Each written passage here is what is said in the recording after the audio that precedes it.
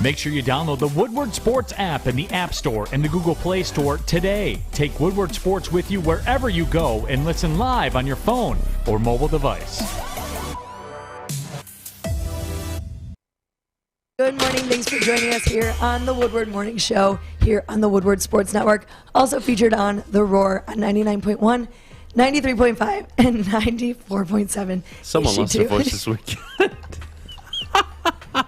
This is so bad. What a great Good Monday. morning, guys. Man, Woodward got busy this weekend. So, watching too much football. Your Sunday seemed... It was great. It was great? It was wonderful. Absolutely. Sunday fun day. Well, speaking of Sunday fun day, the Lions won on Sunday. They- So you were I don't know downtown how. actually for the Tin Roof. Yes. I'm sure that was a good time. The Cuervo Zone. It's the only place to be. Well, before we get into the Detroit Lions and their fantastic win over the Green Bay Packers, And they shoot a tick. What the hell I are don't they even doing? want to get into the draft capital, people. We'll not, address- not right now. we'll address a little it. later. Troy Weaver made another move that, honestly, I think only Troy Weaver can make, which is giving up a useless second-round pick An aging veteran. and an aging veteran for a kid, honestly, I really like personally. I think he has so much upside. Yep. Denver has not found use for him, especially because they are a contending team. Tough to get minutes on a team that's trying to win now. And honestly, a kid that, well, can he play 12 minutes? Can he play 18? Hell, can he give me 22, 24 minutes? And Bol Bol, in the next 24, 48 hours, will officially be a Detroit Piston. And man, I like the move. The kid can do it all. He can dribble. He can shoot. I know. He's 7'2", 7'3"? 7'2". Unbelievable. Now, he's skinny as hell like his dad. Yeah. And is he durable enough? That's what worries me. That's the concern. But you got to take a chance. Mm-hmm. And his contract is expiring. You're not. If he doesn't work out, you're not losing much. I love the deal. And I want to see what Bol has. I really do. Look, it's a team that we can all agree they're probably going to lose a lot of games this year on top of the amount they've already lost. It's not a contending team right now. Having said that, I want to see Bol play. And I'm really considering buying a jersey. Yeah. Like, I love the kid. I think he's so fascinating. And he's got to get minutes. He's got to get minutes. I want to see him play 16, 18, 20 minutes a game. Show me what you got, kid. And if you can show me something, maybe you have a spot on the team in the future. If not, gotta go. Fine. No harm, no foul, no risk in here. Jeff, what do you think of the trade? Well, I've been a big fan of Bol Bol. I mean, I have for a long time. Watching him, I mean, in high school, number one, at Modern Day, junior year. Then he transferred his senior year to Findlay Prep and went to Oregon. And people forget, 9-game sample size in Oregon before injuring his foot, which we talk about, can he stay durable? Can he stay healthy? Which is the big question. Hasn't played a lot in Denver. I think he's only averaged about 15 minutes a game. I mean, 12 minutes this last year, and then the previous years, he's barely gotten any playing time at all. But that 9-game stretch in college, people forget. I mean, it was impressive considering that people had questions about his game already. 7'2", lengthy, skinny. Can he hold up? Can his body at least translate to college or the NBA? And he hasn't played really at all in the NBA. About 50 career games is kind of the Killian argument. And this is what Troy Weaver, this is why he's a mastermind. You know your team's 8-30. You're not very good. So why not trade an aging veteran and a second-round pick for someone who has tremendous upside? A restricted free agent. If he doesn't work out, you can either see where he signs and match that offer or give him a contract. And that's the key part. While your season isn't going as planned, you have players that ultimately can have upside for next season. So that's why I'm a big fan of this trade. I mean, Bol Bol, he helps this team in a lot of different ways. And number one, size. Bol Bol, 7'2", incredibly long wingspan. I mean, this team, we talked about it all year, lacking size. They are, I believe, ranked 27th in points per in the paint. I mean, they have Isaiah Stewart, they have other guys, but this team lacks shooting, it lacks size, it lacks, the ability to block shots. And now you get a guy who can, like you said, handle the ball, shoot from the outside, block shots, run the floor. I love it. And if you can get this guy in your rotation, Bol Bol's going to find an immediate impact because Kelly Olynyk's out. I mean, you don't have any centers. So what I don't get with Bol Bol and Denver, because Denver's a good organization. They get it. How do you only give him, 6 minutes a game for his career? Yeah, I know. 3 seasons. He hasn't played. 3 seasons, only 6 minutes on average per game. Now, again, is it a physical issue? Can he just not stay on the court? I would like to find out. I really would. Somebody else made, let's say, a significant splash, no pun intended, in their return in almost a 3-year layaway. Klay Thompson returns for the Golden State Warriors at home against the Cleveland Cavaliers, and of course they win. And he dropped 17 points. And my goodness, I was so happy for this guy. Like, I can't believe it's actually been almost 3 years. I know. Tore the Achilles, I believe, in the finals. No, Yeah, the it ACL. went ACL, And then the Achilles. Achilles in the offseason after he had recovered from the ACL. And that was a whole nother year. And here we are midway into the third season. Here, he's back. And the Warriors, Jeff, I'm all in on the Warriors this year.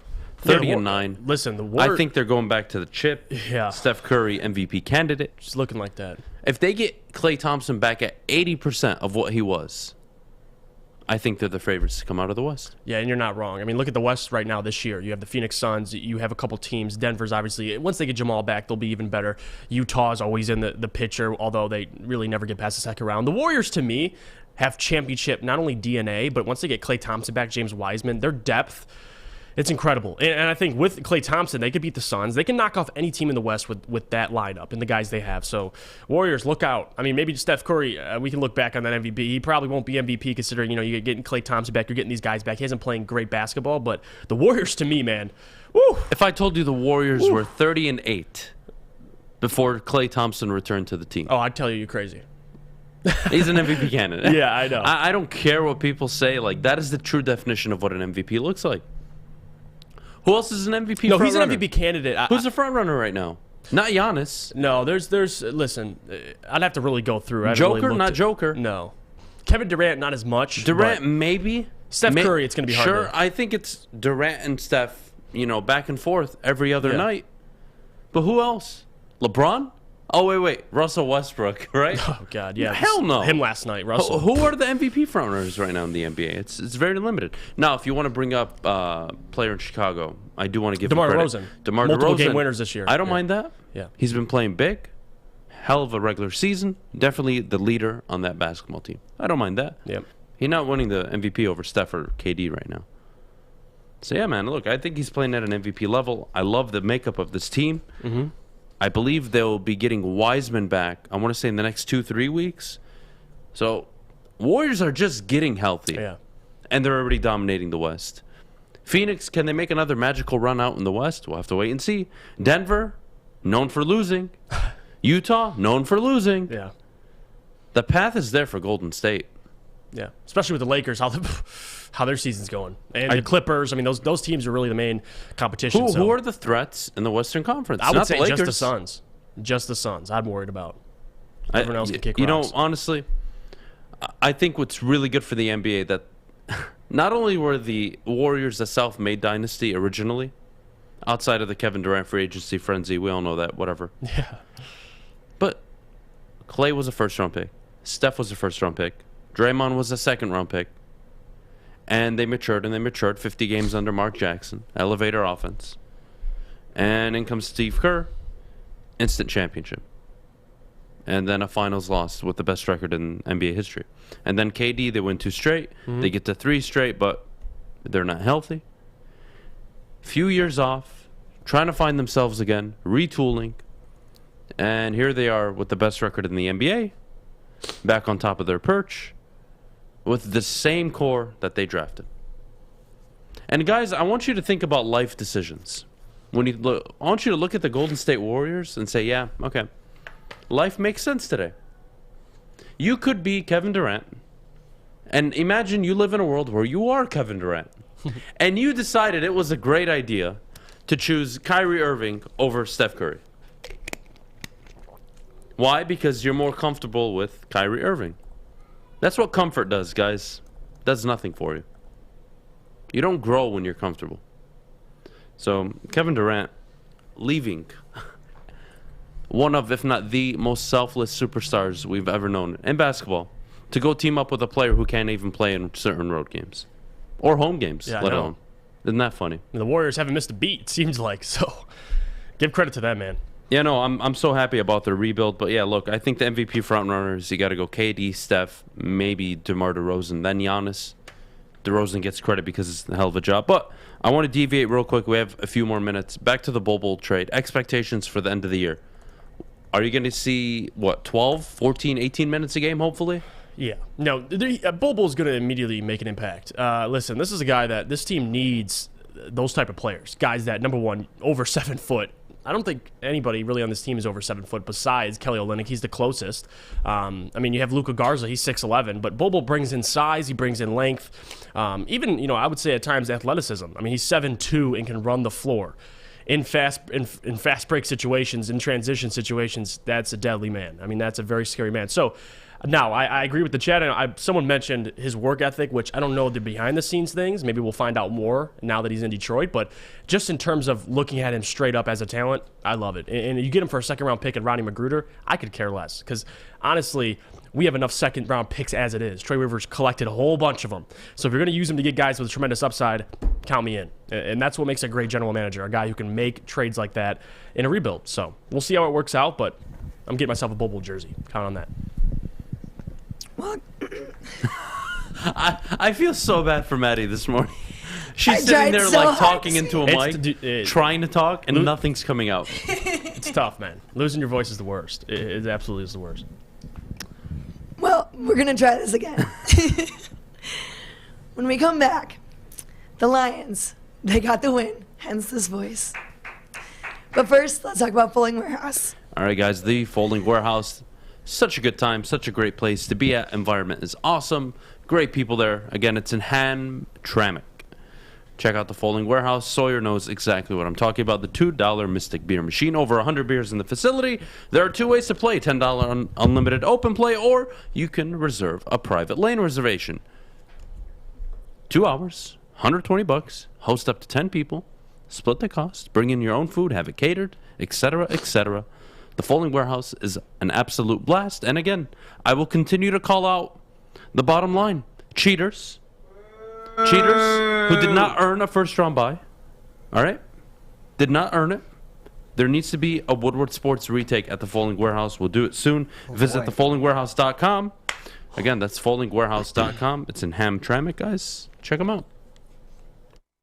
6 dark corners, a driveway and a patio, 5 windows that could become doors. Every house has unique security challenges. Guardian Alarm has more tech, more team, and more ways to help keep them all safe. Get a professionally designed and installed security and smart home system from Guardian Alarm. Sign up today and get a free video device. Guardian Alarm. Smart right from the start. Call 1-800-STAY-OUT. Your Detroit alternative to the normal sports blah, blah, blah. It's Woodward Sports. Welcome back to the Morning Woodward Show here on the Woodward Sports Network. I do have a voice, unlike some people. So I'm going to try to pick her up this Way morning. to call people out, Adam. I'm not calling her out. I'm trying to help her. Okay, Shut up, Fish. That definitely sounds like a call out there. There's No, probably it's a not. nicer way to it's say an that. acknowledgement of her situation. Fish isn't used to you being generous. You know what I mean? It's Listen, I'm not. I He's told caught you, off guard, right? 2022, Yeah, a more new humble Adam. me. New year, new me. Is this to More mean you love humble me. Cleveland or Oh, Cleveland, go no, Browns. Cleveland. Woof, woof, woof. come on? Fish, you are the reason why I hate Ohio so much. I hope you know that. Why is it me? It is all because you. of you. Because of you, I now have extreme disdain towards Ohio and Australia. Because of you. I hope you know that. Well, Australia, that's fine. I'll take credit for that. Unbelievable. Unbelievable.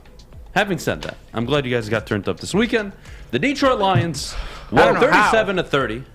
They did. They had multiple Beat the chances to Green lose Bay that Packers. Hell of a way to end the season. Amon-Ra St. Brown back-to-back 100-yard games. Got on the score sheet again. Just shy of 1,000. I believe 6 touchdown in 6 games. Hell of a way to end the season. I gotta say, before we get into the game, we have all off-season to talk about the draft, Yeah. who's the new OC, etc., etc. But I just want to say on this beautiful Monday morning, January 10th, 2022, Dan Campbell, I have no issue if you decide to keep the play calling duties. Now, how involved Ben Johnson is, Deuce Staley, etc., etc., that information isn't too public right now. Yeah. And I do want to find out more. Having said that, I have no problem with a head coach who's already made the decision to take away play calling from the OC to now say, you know what? No, I got this. I don't mind that. I actually like it. But let's get into the game. Aaron Rodgers didn't play in the second half, obviously. Jordan Love, who generously gave the Detroit Lions the ball twice in the fourth quarter. That was fantastic. Look, the team played good football. Now, it may have been against the reserves, sure, but that's not the point. Not the point. Imagine if they had played awful against the reserves. It is not a good look. I am glad they did what they were supposed to do. They gave you the second half, they put in the backup, and you dominated the second half. That's what you do. Good job. I like that. I have no problem with it. Jared Goff, he looked kind of decent. The running game, effective. The wide receivers, dynamic. The play calling, hilarious at times. And I don't mean that in a joking way. I mean it in like in an absolutely good way. Some of the plays they are able to pull off are beyond me. Yeah. Now, the 4th and 13. I know everybody's saying he should have caught it. But guys, what honestly are the actual odds of converting on 4th and 13? Yeah, I know. And not only 4th and 13 at your own 35. And you're giving Aaron Rodgers and the Green Bay Packers the ball at the 35. Now, you did stop them. You did. Absolutely. Total momentum-changing moment. Mm-hmm. But when you're playing with those odds and those risks over a course of the year, they balance out. You don't believe me? Ask Brandon Staley. Ask Brandon Staley, who's not sitting at home. 9-8. Hell of a team. Hell of a roster. Hyper-aggressive, just like Dan Campbell is in terms of play calling. And you know what? You look back at their season and say, you know what? I wish I had some of those back. Now, again, you're the Lions. You weren't punished for it. You were able to sack Aaron Rodgers on 3rd down, I believe, get him out of field goal range. Love it. Great answer. But Jesus Christ. That's football now? In today's game? That's football. I don't know. Look, I don't know what's going on behind the scenes with Ben Johnson, guys. I wish I could show or tell you. But what I can tell you is if Ben Johnson is the mastermind behind it, which it sounds like he is, well, then he should either be OC or his role is upgraded. Yeah. And Dan Campbell continues to call plays, but he's the passing game coordinator or just in general. Right. The guy that's helping put together the game plan. But Sunday was a good win. I had no problem with it. Yes, the Jaguars won. Yes, you could have. Who cares? Is the first overall pick better than the second overall pick? Yes, it is. That is a fact. Does it matter that you're picking first or second this year? No, it doesn't. So I have no problem with them going out and winning. And really looking good and dynamic on offense. Now the defense, again. We all pointed to the defense all year as the part of the team that got significantly better, even though they were so undermanned. You saw them keep their teams in football games throughout the whole season. I believe the record was if you had won all the games, or if you had scored 20 points in all your games, you would have had a winning record by week 9 or 10, I believe. Isn't that funny? The defense did overachieve, absolutely. But I feel like the story of this whole team all year was week-to-week growth. They got more professional. They got more dynamic on offense.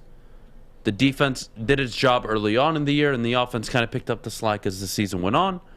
Dan Campbell, when he made the decision to take over play calling from Anthony Lynn, you saw the team, not only the team, Amon-Ra St. Brown, flourish after that decision was made. So, overall, they're a 3-13-1 team, sure. Absolutely. But I think you go into the offseason with, okay, talent is there. You can see it. The coaching staff showed you enough.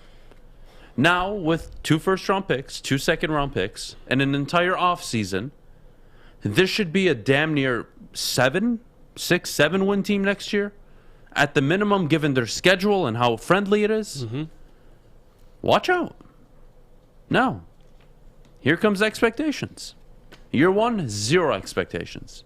Now there's expectations. Now on 4th and 13, when you're 4 and 2, and playing a divisional game, and you're at your own 35, Gonna have and to you want to punt it. call the fake punt, I want to see it. Again, I said it earlier in the year. If you make the same calls you're making now, when you actually have a good roster, I can support that. Because that's your method. I don't have to agree with it. But if that's how you coach, go for it. You have to do what you do. Not what I'm telling you to do, not what anyone tells you to do.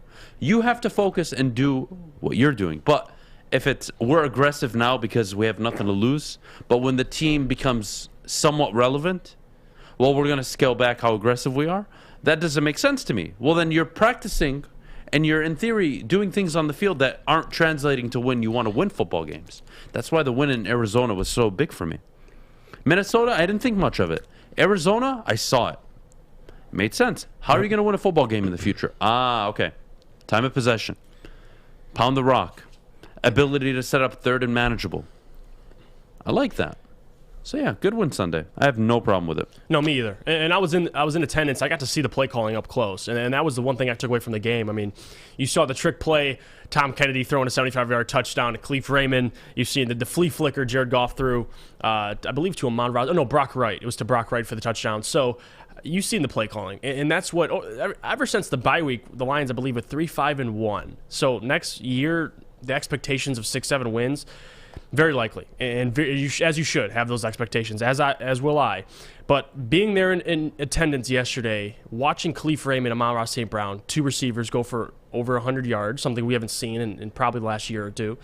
That's something I took out of it, the offense. You know, I could care less. They played the Packers' second stringers, which is a very, very good point. I get it. But at the end of the day, you scored 37 points. That's what I took out of it. Offensively, they looked good. The players, young players made plays. Iffy looked good. Derek Barnes looked good. That's what you want to see, and this is what we expected. I mean, Tracy Walker leading the team in tackles. I think he had 13 tackles yesterday, played his ass off. That's what I'm taking from it. And Dan Campbell's ability to improve. You know, we critiqued him about 6 weeks ago. It was really where the heat was started coming in. Now, ever since then, you've seen it getting better as a play caller, getting better as a leader, getting better in terms of game planning. You know, beating the Arizona Cardinals, beating the Packers now. That's what you can take away, and I think it's a good culture builder. And I think I'm not going to sit here and say that the wins are going to carry into next year, because Terry Foster's always said wins don't carry over to next season, which is a very good point. But what does carry over is the culture and players buying in, because one thing you don't want to happen in a rebuild is players buying out and players clocking out. And you've seen it, especially with the Jags, to a certain extent with other teams, with the Jets at times. With the Lions, they've never bought out. They've always bought in. And I think that's the thing you could take away. Once this team adds more talent, players are going to continue to play hard. And Jared Goff, over the last 5-6 weeks, has looked good. I mean, he's 9 touchdowns, 2 interceptions in his last 4 starts. His play has been improving. So that's what I look forward to, man. Next year, you've got a good offensive line. You got a quarterback who, is stable. You can have Jared Goff. So I'm not worried about, this draft they're going to have to hit, obviously, and we'll get to that. But in terms of ending the season, I thought they played great towards the end of the season. I mean, 3-5-1. Next year, 6-7 wins should be, expected at this point. Considering progressional, I'm going to keep bringing up his name. Jim Schwartz. Yeah. He won 2 games his first year, 6 games his second year, 10 games his third year. If Dan Campbell takes that same route, or even similar, hell, he can do it next year and win 10. Who knows? But I do have to say, Dan Campbell, for all the things I have said about him, which you may not like, what I will say this morning is I don't think he's a complete loof. He's not in over his head. That is a yeah, and I think he's grown. Now, do I like the fact that he's learning on the job? No, I don't. Yeah. But you know what? This was a gone year anyways. Mm-hmm. And I really have to take that into consideration. And I have to be fair. A lot of this job is about being fair. Look, you're going to be right and you're going to be wrong. Things happen. Things change. And your opinion can change. And you know what?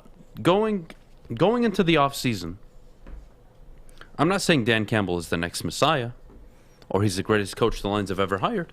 But what I am telling you is that he has shown growth throughout the year and he hasn't wavered from his aggressive play calling style, which I appreciate. You know why?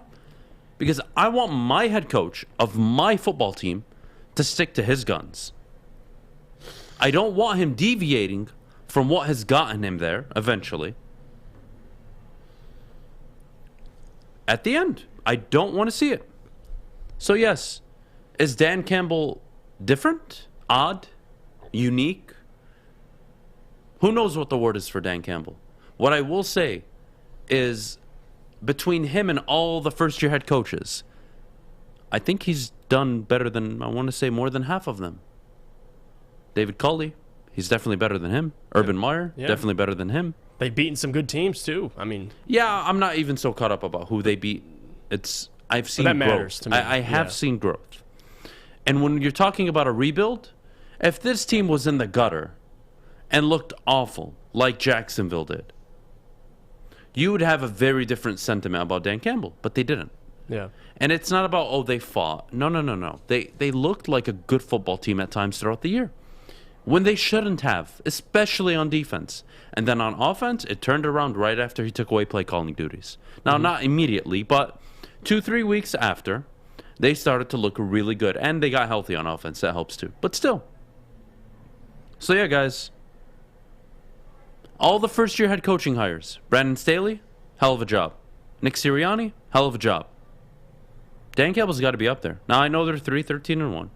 But where I'm getting at is this guy took over an extremely difficult situation. Yeah. All right? And I got to be fair. I got to be fair this morning. And I think he's grown up and developed as the season has gone on. Now, is he a 10-win coach next year? I don't know. What I do know is that he has a way with words. People do care for him and do want to play for him, which I think is important. And more than that, he has shown the ability to grow and adapt and change his mindset. First year as a head coach, 6-7 games in, to relieve an OC of their duties, that takes true leadership. You want to talk about a real leader and what decision-making is? That. You want to sum up the whole Lions season? It's that right there. If you want me to judge Dan Campbell. The fact that he believed enough of himself and what his model was and his system was, that he was willing to go against a veteran coordinator, relieve him of his duties, not lose the locker room, promote a younger man, and get better on offense. How do you guys expect me not to sit up here and say good things? Yeah, that is the definition of leadership in any company, any space you work in. When you make tough decisions that may not always make sense right away, but long term they play out, that for me is a sign of a leader. Yeah. Now, we do got to go to break. When we get back, my goodness. There's so much football to talk about. I don't even know where to start. Steelers making the postseason. Chargers, Raiders. The Colts, Sawyer. Colts, we got to talk about that. How that may affect Jim Harbaugh's future. So much to talk about later. But before we go, Jeff, could you tell everybody about our good friends at Guardian Alarm? Listen, we talk about how reliable these Lions DBs are. Well, let me tell you about Guardian Alarm. They're reliable. They get it. Guardian Alarm on and off the field helps you feel secure. Guardian Alarm has state-of-the-art technology that helps you feel safe, all with 24/7 local monitoring. Guardian Alarm also has convenient features that let you check in on your home, control lights and temperatures, detect smoke or carbon monoxide. It will even let you lock and unlock doors. Call 800-STAY out today. You heard Fish. Call 800-STAY out. Stay out, Djokovic. Guardian Alarm has been trusted for over 90 years at keeping families safe. Fellas, football season is here. It's time to make your grooming experience easy like Sunday morning. Get to Lady Jane's Haircuts for Men. Walk in, relax, watch your favorite team play, and before you know it, your hair will be game ready. Get to Lady Jane's, open 10 to 8, 7 days a week. Walk in anytime. It's wicked awesome. Make sure you download the Woodward Sports app in the App Store and the Google Play Store today. Take Woodward Sports with you wherever you go and listen live on your phone or mobile device.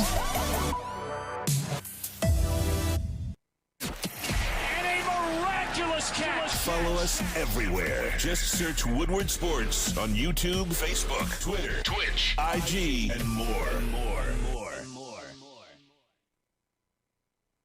Welcome back to the morning show. 8:29 in the morning, downtown Birmingham, the Woodward Sports Studios. Good morning. Hope you're all doing fantastic as I am. I'm doing great. Fish, don't even bring it up. We're not doing it right now. Later. I all didn't. right? I Give me a didn't. break. I didn't bring anything up. 9:50. I didn't bring anything up. 9:50. I didn't bring anything up. 9:50. All right. It's I didn't- 8:20. It's 8:30 now. I know. I will watch. All right. Use your watch. I will. All right. Let's continue on with the Lions. Look, I can understand as a Lions fan. Big picture, you're not impressed. 3-13-1. What's new? I've been seeing it for 50 years, etc. I get it. Believe me, I get it. But you have to think a little macro right now with this team, not so much micro. If you want to talk about this team just now in the moment, not the best team, not the best record, not the best moments throughout the year, not the best play calling decisions throughout the year. Okay? I'm willing to look past that. I'm willing to look past it because I think in the macro there are much more important things to be talking about here. The first one being, again, what makes a good head coach? Is it, they are an exceptional genius on either side of the ball? No. What is the true definition of a head coach? A leader, right? Now, what is the definition or an example of a leader? A leader is an individual who's able to make tough decisions that maybe everybody in the room may not understand right away and may take issue with, but in 2-3 months, they all benefit from that decision. That is the definition of a leader. And what I saw this year from Dan Campbell was a high-level decision from a leadership standpoint that, you know what? It is not working with Anthony Lynn. This is my first year as a head coach. I am not going to put a stain on the first year because I made the wrong decision with Anthony Lynn. It's not working. I need to acknowledge it. I'm cutting ties. Guys, you know how you fix quote-unquote bad hires? You fire them. You fire them and you move on and you hire again, and if that doesn't work, you do it again and again and again until you get it right. Now, you don't want to do it 100 times before you get it right, but the point is, when you make a mistake, acknowledge, move on. Acknowledge, make a decision, move on. The fact that he was able to do that, for me, was the biggest moment of the season. Not so much the close games, not so much the defense keeping them in it. Sorry. But please, going into the offseason, may I remind all of you that what you want out of a head coach is somebody that has an innate ability to lead a football team. Not just offensively, defensively, but overall. Not just emotionally. It's everything encapsulated into one. And you know what? 3 wins, not the best record. Not the best record. But you know what? I am willing to bet an insane amount of money that they surprise you next year and they win more games. Yeah. Than even what you'd expect. So, this morning, I'm sure you guys expected me to come here today and bash the team for losing. Nope, not going to do that. Bash Dan Campbell for 3-13-1. No, not going to do that. They ended the year, 3-5-1 since he took over? I like leaders that make tough decisions, especially when they work out. No, as a leader, again, you're going to make decisions that may not work out. And you are going to make mistakes. Dan Campbell made early mistakes. Play calling, fourth quarter decision making. He got better. He improved. More trick plays. And every week you said, whoa. You can't keep doing trick plays every week. No, watch this. Watch this. You still won't be prepared for us. And what did they do against Green Bay? They pull it off. Twice. Damn near 3 times. So yeah, I like a leader who can acknowledge his mistakes and also a leader that is willing to make tough decisions that may divide a room but long-term benefit everybody in the room. That's the kind of leader I like. So yeah, did Dan Campbell shock the world year 1 in Detroit? Absolutely not. But you know what? I feel a hell of a lot better about Dan Campbell and the Detroit Lions right now than I do about the Giants. Than I do even about the Colts.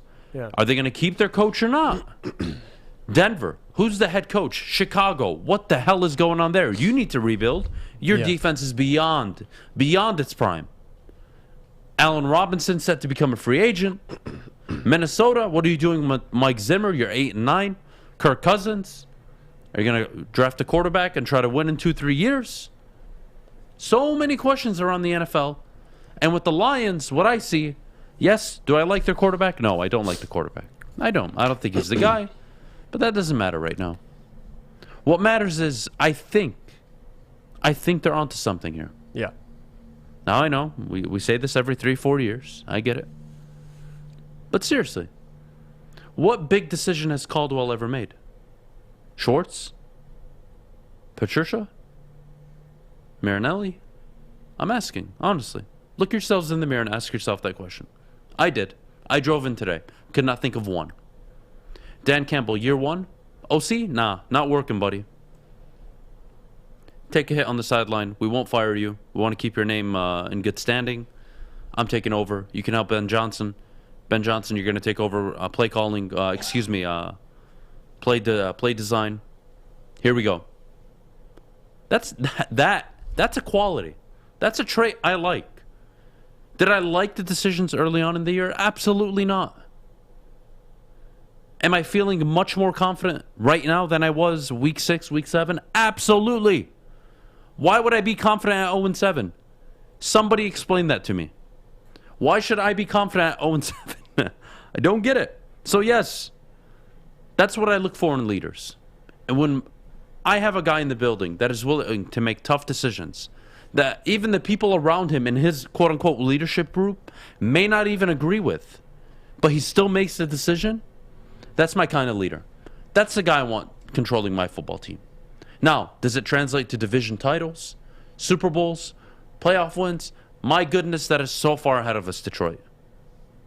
But in this moment in time, I think you have a leader. Jeff?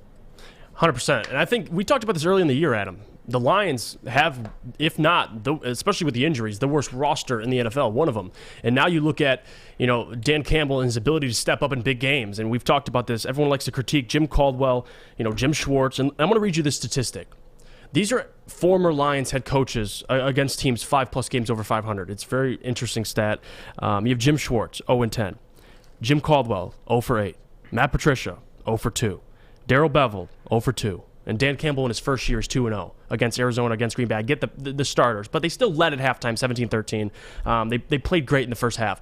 So let's just say they do lose to Green Bay. They're 1-1. Let's just say that. You beat Arizona in a very dominant fashion with a lot of your starters out. And you bring up the point about being a great leader, which I agree with 100% with. A leader is what? You have to make tough decisions for who you're leading for, and you have to, get these guys, get the most out of your players. And we've seen it week in and week out, no matter who's out with injury, no matter who's out. Tim Boyle's in the starting lineup. You almost beat Atlanta. This makes me excited because, number one, once you add more talent, what happens then? And that's what I'm excited to see, man. Because if Dan Campbell can get this out of these guys, and now you have, second string, third string guys that have started in NFL games, it's only going to be more valuable in the next year when you draft, do free agency, you're signing guys. This team, they just need depth, man. And once they get the starters back from injury, the possibilities are endless. Now, 6 wins, 7 wins is probably more realistic. I'm not going to sit here and say 9 wins next year. I mean, that's horribly unlikely. But the next year, this should be a Jim Schwartz progression. We always talk about it. Should be 6 wins. The third year, aiming for 10 wins in the playoff berth, hopefully. You got to, man. Especially Dan Campbell against his own division rivals this year. Played pretty damn good. I'm proud of him. And, man, you beat Minnesota in a game-winning fashion.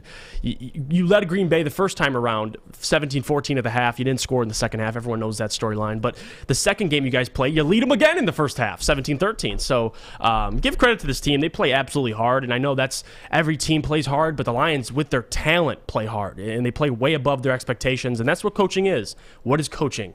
What do you get out of your players? And Dan is squeezed every last bit out of these guys. So going into the offseason, all Lions fans, man, especially ending on a win, should be happy. You should be happy. See what they had in the offseason. Well, speaking of a team that isn't happy this morning, we have 5 minutes. Sure as hell should talk about them. Oh, my dear friends, out in Los Angeles, the Chargers. The Chargers blew it last night. And honestly, that was the game of the year for me. I haven't watched a football game that exciting back and forth in a minute. The way Herbert threw it to Mike Williams to end the game, tie it up. Incredible football game. Before we get into the late decision making, all right? Incredible football game. Guys, somebody's got to say it.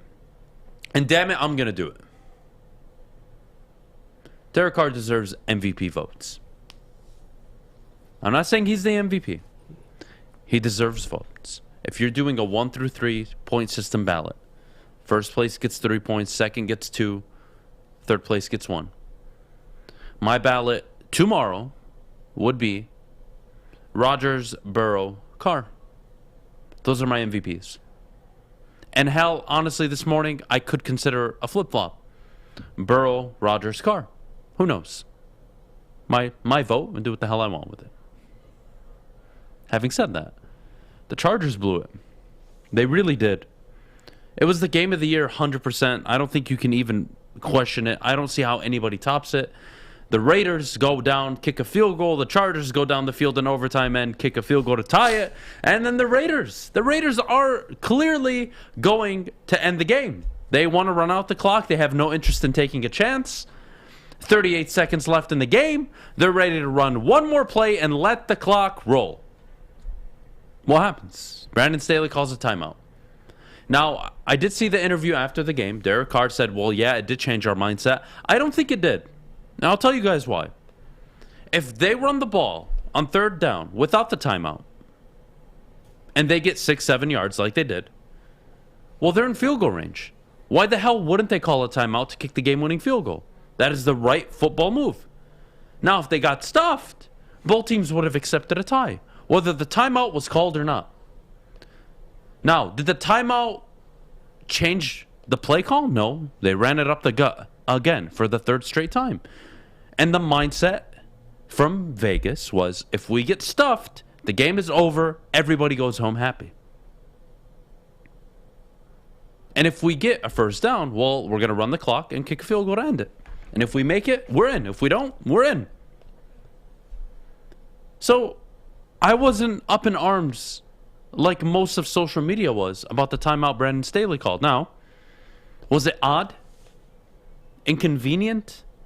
Did it take away the lazy feel that the game felt like it had towards the end of the last 2-3 minutes? Sure. But damn it, Brandon Staley, you guys got to go home and really evaluate how you call games going into next year. Love that you're aggressive. I love it for you. But 9-8 with that football team is an underachievement. To finish defensively ranked where you were is an underachievement for a defensive head coach. That is not a good end to the season. And, of course, now we get Ben Roethlisberger in the playoffs instead of Justin Herbert. Thank you. Merry Christmas again, everybody. We're so excited about that. I get to see a 48-year-old quarterback who can't throw more than 5 yards down the field in the playoffs instead of Justin freaking Herbert. God damn it, Brandon Staley. Good season. Underachievement. Totally underachieved, especially defensively. Not happy about it. They need to get better. And they need to win 10, 11, 12 games next year. They're that good of a football team. They have the quarterback. But the Raiders, Jeff, what do you do with the head coach? They're in a tough spot because the Raiders have to hit on their next hire, but you have a guy on your team already, and I don't want to mess his name up. I'll just call him, I believe his name is Rich. Let me see this. Yeah, Rich. I don't want to pronounce the last name Rich, but we'll stick with Rich. Rich, this season, I mean, the Raiders, they pulled up the graphic. They have 4 guys in total. One guy, all 4 guys, all controversial things. I'm not going to go through them all, but 4 guys, distractions of the team. You have the coach and his emails. You have Henry Ruggs. You have a guy holding up guns on Instagram Live. All these guys throughout the season on the Raiders. They all get rid of them all. And they still find a way to win 10 games. I mean, you credit the head coach. Rich has done a great job with his team, but they want to have a home run on their next hire. So it's a tough situation to be in. If if I'm the Raiders owner, I'm probably considering moving on from Rich, but Rich is definitely going to get interviews around the league. He's done a great job with the Raiders, but you have to hit on a guy. You have to get a guy like Jim Harbaugh, get a guy like that, or one of these up-and-coming guys. I mean, the worst-case scenario for the Raiders is to hire a guy like Rich, extend him to a 4 or 5 year deal, and the next season you're below 500, and then you have to make a decision already then. So with me, I'm going in a whole new direction, but I'm not the Raiders owner, so I don't know what they're going to do. But at the same time, you got to hit on your next head coach. You got to. They definitely do. It looks like Harbaugh might be one of the front runners, but we'll get to that maybe a little later in the week. The whole Michigan saga of Harbaugh, is he going to sign? Is he going to stay? Is he going to leave? Very, very interesting to me. But before we go, Jeff, could you tell everybody about our good friends at Lady Jane's? Yeah, Lady Jane's, guys, let's be honest. I know a lot of people watching this need a haircut, and you know what? I have a place for you. So, Lady Jane's, we like football 5 days a week, which is a fact. And you know what else is a fact? We like things uncomplicated. And like Lady Jane's haircuts for men, walk in, sign in, sit down, and before you know it, you're handsome and clean. Get to Lady Jane's. I'm looking at it right now. You can sit in the comfy chairs, watch Sports Center, get your dome cleaned up. Come to Lady Jane's, open 10 to 8, 7 days a week. Walk in anytime because it is wicked awesome. Okay, you thirsty little spin goblins. I want you to pedal into the next dimension. Spin it! Spin! Spin! Uh-oh! Carmen's falling behind. Let's give her the hiss of shame. Spin! Spin! Spin till you bleed! Don't ride the bike of shame. Come to Planet Fitness and find your own lane with tons of equipment, free fitness training, and no hissing. Join today for just $10 a month. Woodward Sports. Missed part of the show today? Watch again on YouTube or download the podcast anywhere you listen to podcasts. Oh, yeah, you know what time it is. 8:45. Monday morning. I'm in a great mood. I haven't felt this good in a while. Is it what I think you're in a good mood about? What is it? Is it what I think you're in a good mood about? Depends. I'm in a good mood because I went to the gym this morning. Okay. I had a nice breakfast. Okay. I got to, I was up almost by 5 o'clock. Damn near, I think 4:45, 4:50ish I was up this morning. That's how excited I was. Okay. To get the day started. Having said that, Matthew Stafford and the Los Angeles Rams, of course, lost to the San Francisco 49ers. I made some money on that game, taking the Niners. I'll take free money all the time. All the time. Having said that, is Stafford a choke artist? Is he this? Is he that? You know what? Lions fans, you're going to have that opportunity to see in the playoffs, okay? But let's just talk about what has happened. What has happened is he's won the most games he's ever won in his career, 12, in a regular season. He's won the division for the first time. He's doubled the former quarterback of the Rams' numbers in terms of touchdowns, passer rating, completion percentage. He's upped it all. Outdid them all. And the defense last year was the number 1 scoring ranked defense. This year it's 17th. So yeah, the Rams, they won their trade just like the Lions did. Both teams can walk away happy, but now it's time for Stafford to change the narrative on his career. 0-3 in the playoffs. Could never get it done in Detroit, even though nobody in Detroit history has ever gotten it done. But, I guess we choose to forget that, but it's okay. I'll let that slide. And Matthew Stafford and Sean McVay go into yesterday evening's game, up 17-0. Everything's clicking. Stafford starts 15 of 16, no issues. And what happens? The Niners get it going, and they tie it up at halftime. And it's a back-and-forth game. Struggle. Jalen Ramsey makes a phenomenal play in the red zone. Unbelievable interception on George Kittle. Momentum changing. And what does Stafford do? Well, he leads the team down the field, and they score a touchdown. And they're up 24-17. And then the Niners punt. And this is where the game, for me, was lost. I traded 2 first-round picks for Matthew Stafford. Okay? On 3rd and 7, I'm throwing the ball. I am not running the ball just so they can call a timeout and punt the ball away. I'm giving it to the guy I traded 2 first-round picks for. Sean McVay really had some weird decisions he made last night. Or yesterday afternoon, I should say. And it blew my mind. 45-0 entering yesterday's game when leading in halftime. Now 45-1. Sean, I don't get what the hell the play calling was, especially in the fourth quarter. Sony Michel had damn near, 2.5 yards a carry? The run game was not working. You have Cooper Kupp, one of probably offensive player of the year. You have Odell Beckham. Higbee was having a good game. God damn it, Sean. You put the ball in the quarterback's hand on third down. You go win that game. And they played conservative, and they lost. And they deserved to lose that football game. The Niners were the more physical team. And I love the Niners. Kyle Shanahan, tell me how bad of a coach he is. I am waiting for it. Please. Damn good season. They had to win that game or the Saints were going to get the final playoff spot. And they won it. Yes, in overtime. Doesn't matter. They pulled it off. They came back. They handled all the adversity. Niners deserve all the credit on a Monday. And if we want to get into Stafford being a choke artist, I want to know what the definition of one is. Because if he is one, well, then every quarterback in the NFL is outside of Tom Brady. Justin Herbert is. Josh Allen is. What's our definition?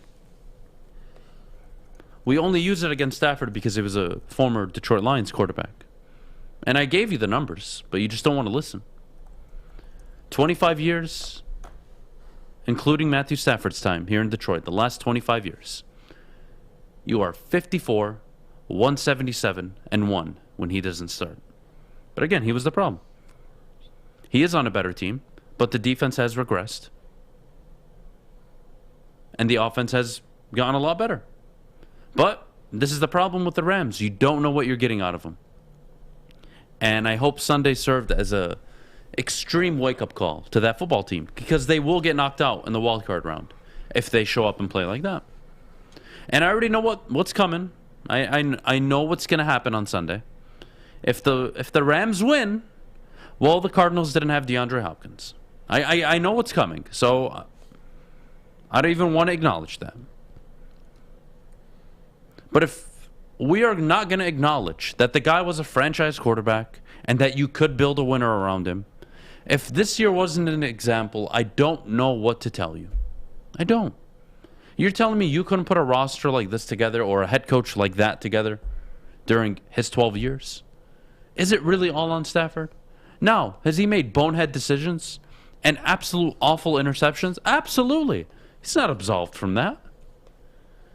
But who is? Who isn't doing all that? Herbert does. Burrow does.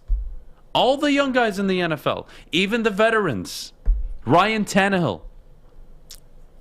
Hell, even Tom Brady. Now, Tom Brady is the exception, of course. But who really stays in low single-digit interceptions year in, year out? It's only Aaron Rodgers. Mahomes done it once. His young career. Yeah. Stafford is not an all-time great. Stop having that expectation of him. But you have to say he is a franchise quarterback. And if the Rams lose this weekend, well then, Lions fans, you should be happy. Because you will be picking, I believe, somewhere between 21 and 23. Yep. Depends on the seedings. Mm-hmm. That's a good thing. And if they win, I know what's coming. The Cardinals are injury-riddled roster. They're depleted. They're missing their best player, etc., etc. I got it. I'm waiting for it. But let's just acknowledge what you saw this year from Matthew Stafford and the Rams. Don't tell me you couldn't put together for 12 years. Stop making it about him and start making it about your organization and their failure to put a real team and a real coach around him. 1 year with a good roster and Sean McVay, they win the division, and the hardest division in football. And may I remind you, 3 of the teams in that division are in the playoffs. That's his division. No other division in the NFL has that. No other division. The most is 2, and I believe it's in the AFC West. And, in the AFC North. So, yeah. What exactly do we want here? What's the argument? Is he a franchise quarterback? You can't argue that. He is. Is he the best quarterback in the NFL? No, he isn't. Can't argue that. Where do we find middle ground where we can say, all right, this guy's a really good quarterback? We failed to deliver during his 12 years here. Somebody help me here. Anybody. I am taking any and all callers, questions, and it doesn't matter. I'm all for it today. But again, a division winner in year one, 40-plus touchdowns, second or third highest passer rating in the NFL this year. But he's a choke artist. I don't get it. I really don't. Give me the choke. Give me the horrible quarterback that wins me 12 games in my division. Give me him. I'll take that. You know, the Lions, you could have, if you would have won 12 games at any point in Matthew Stafford's career, you would have won the division multiple times. I hope we can all move on from this Stafford talk eventually, with everybody in Detroit waking up in the mirror and saying, you know what? He was a good quarterback. Definitely a guy you can build your team around. Not Aaron Rodgers, not Tom Brady, but who is? But you know what? If we get the right head coach, the right GM, good pieces around him, you can win football games. So yeah, that's the Matthew Stafford conversation this morning. What'd you make of the performance on Sunday, Jeff? Well, the performance, obviously, listen, you can't turn the ball over. We talked about that. But what interests me is looking at this statistic. I mean, since week 10, Matthew has 11 out of his 17 interceptions. Now, what stands out to you guys about week 10? They acquired Odell Beckham. So over, 60% of his interceptions have come since week 10, and that was the same week they signed Odell. So there's trouble there, in my opinion. But he can't turn the ball over. I mean, that is what it is. They've won games despite Matthew turning the ball over, but once you get into the playoffs, I think they take on the Cardinals this week. It's going to be tough to turn the ball over consistently and still be able to win the game. So Matthew needs to cut out the turnovers. But in terms of having the expectations for him, I agree with everything you said. I think people sometimes hold him to too high of a standard, maybe expecting him to, well, if LA traded for him, then you should be able to go to the Super Bowl. Well, it's not always like that. Matthew's a guy who, if you build a great team around him and everything's going well, and Matthew just, despite turning the ball over, they could still win games, he can win your division. He's shown he can, and also in the toughest division in football, might I add. So Matthew, it's not necessarily taking credit away from him, but if he turns the ball over in the playoffs, they're not going to make the Super Bowl. And number one, having the loss of Robert Woods, I think, is more detrimental to the Rams than people think. I think Odell's a great receiver, but some of these interceptions are forced to Odell, and it's almost like Matthews, they'll take away Cooper Kupp, and he has to throw to Odell. If it's not a 5-yard slant, it's usually intercepted. So they have a lot of things to figure out. I think, obviously, if you can't run the ball, it's going to be tough because the Rams, as you can see this year, rely a lot on Matthew Stafford. Defensively, they're not the same as they were last year, and, despite having Von Miller and Leonard Floyd and all those guys, the production isn't there in terms of scoring defense. I mean, yeah, they get stops when they need to, but the scoring defense is way worse than last year. So a lot is on Matthew Stafford's shoulders, and when things are on your shoulders, what happens? You try to make plays, and you've seen it, turnover. So hopefully he cuts it out. But yeah, I just thought it was interesting. Since week 10, 11 of his 17 interceptions come from that stretch, and over the last 4 games, he's had a good, almost half of them. So I don't know, call it what you want, but I think this team, in my opinion, they're very Cooper Kupp dependent, and if they can't run the ball, I don't understand what we're arguing in the chat here, guys. Chuck, so could Goff. You traded 2 first-round picks for him. He's got to carry the team. Chuck, what the hell has he been doing? They've won now more games with Matthew Stafford with a much worse defense than Goff had last year. They had the number 1 ranked defense in the NFL. They only won 10 games. This year, they're middle of the pack. They're not even that good. And they've won 12 games and their division. And in a 17-game schedule, you act like the Cardinals lost the division. Excuse me. The Rams beat the Cardinals when they had to in the second meeting. And they were 12-4. So in theory, they had already won the division in a 16-game year, but this is the first 17-game year. 21 carries for Sony Michel, 42 yards. 2 yards a carry. That's not going to work in the playoffs. You need to be able to run the ball. Darrell Henderson needs to get healthy. Cam Akers needs to come back. They need to be able to run the ball. Because if you're going to ask any quarterback, not just Stafford, to drop back 40 times, good luck. Good luck. Good luck. We got to go to break. When do we get back? Some more Detroit Lions talk heading into the offseason. Biggest needs. Reactions, of course, from the game. Just the season as a whole. Summarize what we experienced. So much to talk about. But before we go, I do have to tell you about our good friends at Gypsy Vodka. Gypsy is the most smoothest tasting vodka on the market. Believe me, Madeline is a prime example of losing your voice. Just how damn good it is. Gypsy is gluten-free and corn distilled 6 times using artesian spring water. Try a bottle today and ask for it by the name of Gypsy. Again, ask for it by the name of Gypsy, and as always, drink responsibly. Everything that we've hoped for, finally. He's going deep, right side. Oh, that is Edwards out there. He goes up in the air at the goal line. Hey, it's Brandon Edwards here, wanting to welcome the sports marketing agency to Woodward Sports Network, to the family. Glad to have you guys. For the last decade, the sports marketing agency has literally leveraged athletes around issues such as mental health and substance abuse.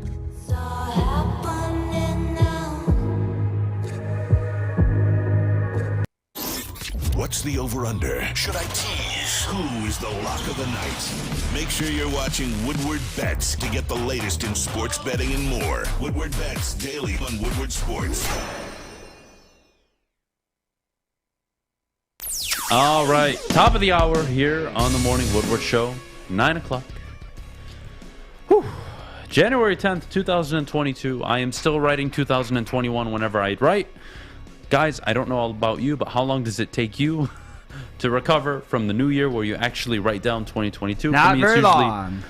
Usually, for me, it's 2-3 months. Having said that, heading into the offseason, Jeff, just how important was Sunday? Not win-wise. Yeah. But just how important was Sunday going into the It's big. offseason? And we talk about this. What's the biggest thing in rebuild? Your players can't buy out, and you've seen it all year. Lions players, they've bought in week and week out, despite the blowout losses to the Bengals, blowout losses to the Eagles. They've bought in, and all the way to week 17, you face the Packers. Yeah, they rested their starters, but I could care less, man. No matter who's in the starting lineup, they've managed to play to the level of their competition, and that's what you could take away from the season. I mean, they haven't shown quit. I mean, despite defense didn't look good against Seattle. The offense stepped up. I mean, listen, they still lost the game, but that's what I can take away. Defensively, they've shown they've been able to step up in big games. Offensively, since the bye week, what are they, 3-5-1? So ever since Dan Campbell took over play calling, they've looked better. That's what I'm taking away, man. And that's something you can really build off of, because like I said earlier, you can't help talent, but you can help coaching can also help your talent, because if you don't have a lot of talent, coaching gets the most out of those guys. Once you add talent, you're hoping results start producing. And next year, 6-7 wins, very doable. And with this squad this year, the 3 wins, and I've mentioned this before, you have 3 wins and a tie against the Minnesota Vikings, the Cardinals, the Green Bay Packers, and the Pittsburgh Steelers.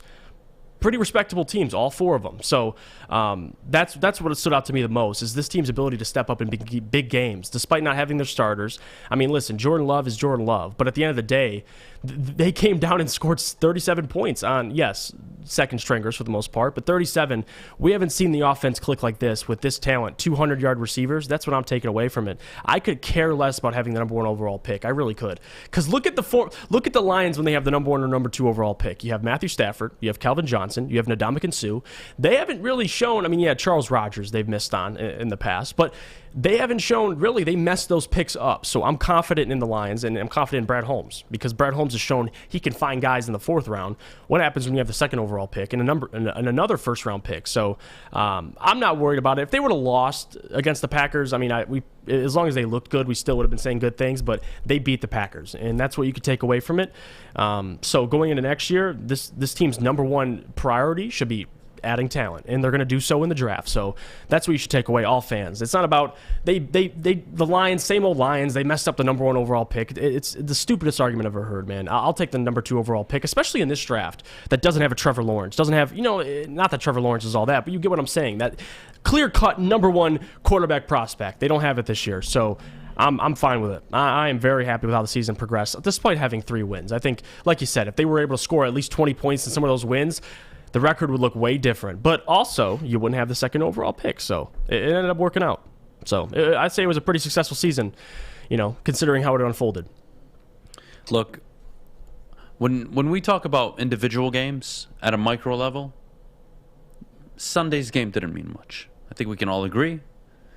Does the win carry into next season? Absolutely not. Having said that, it's important. Look, it's never a bad thing to end the season on a good note. You go into the offseason feeling good about yourselves. You won the final game. A quarterback, 2 sacks. Nice. Good. The run game, efficient as always.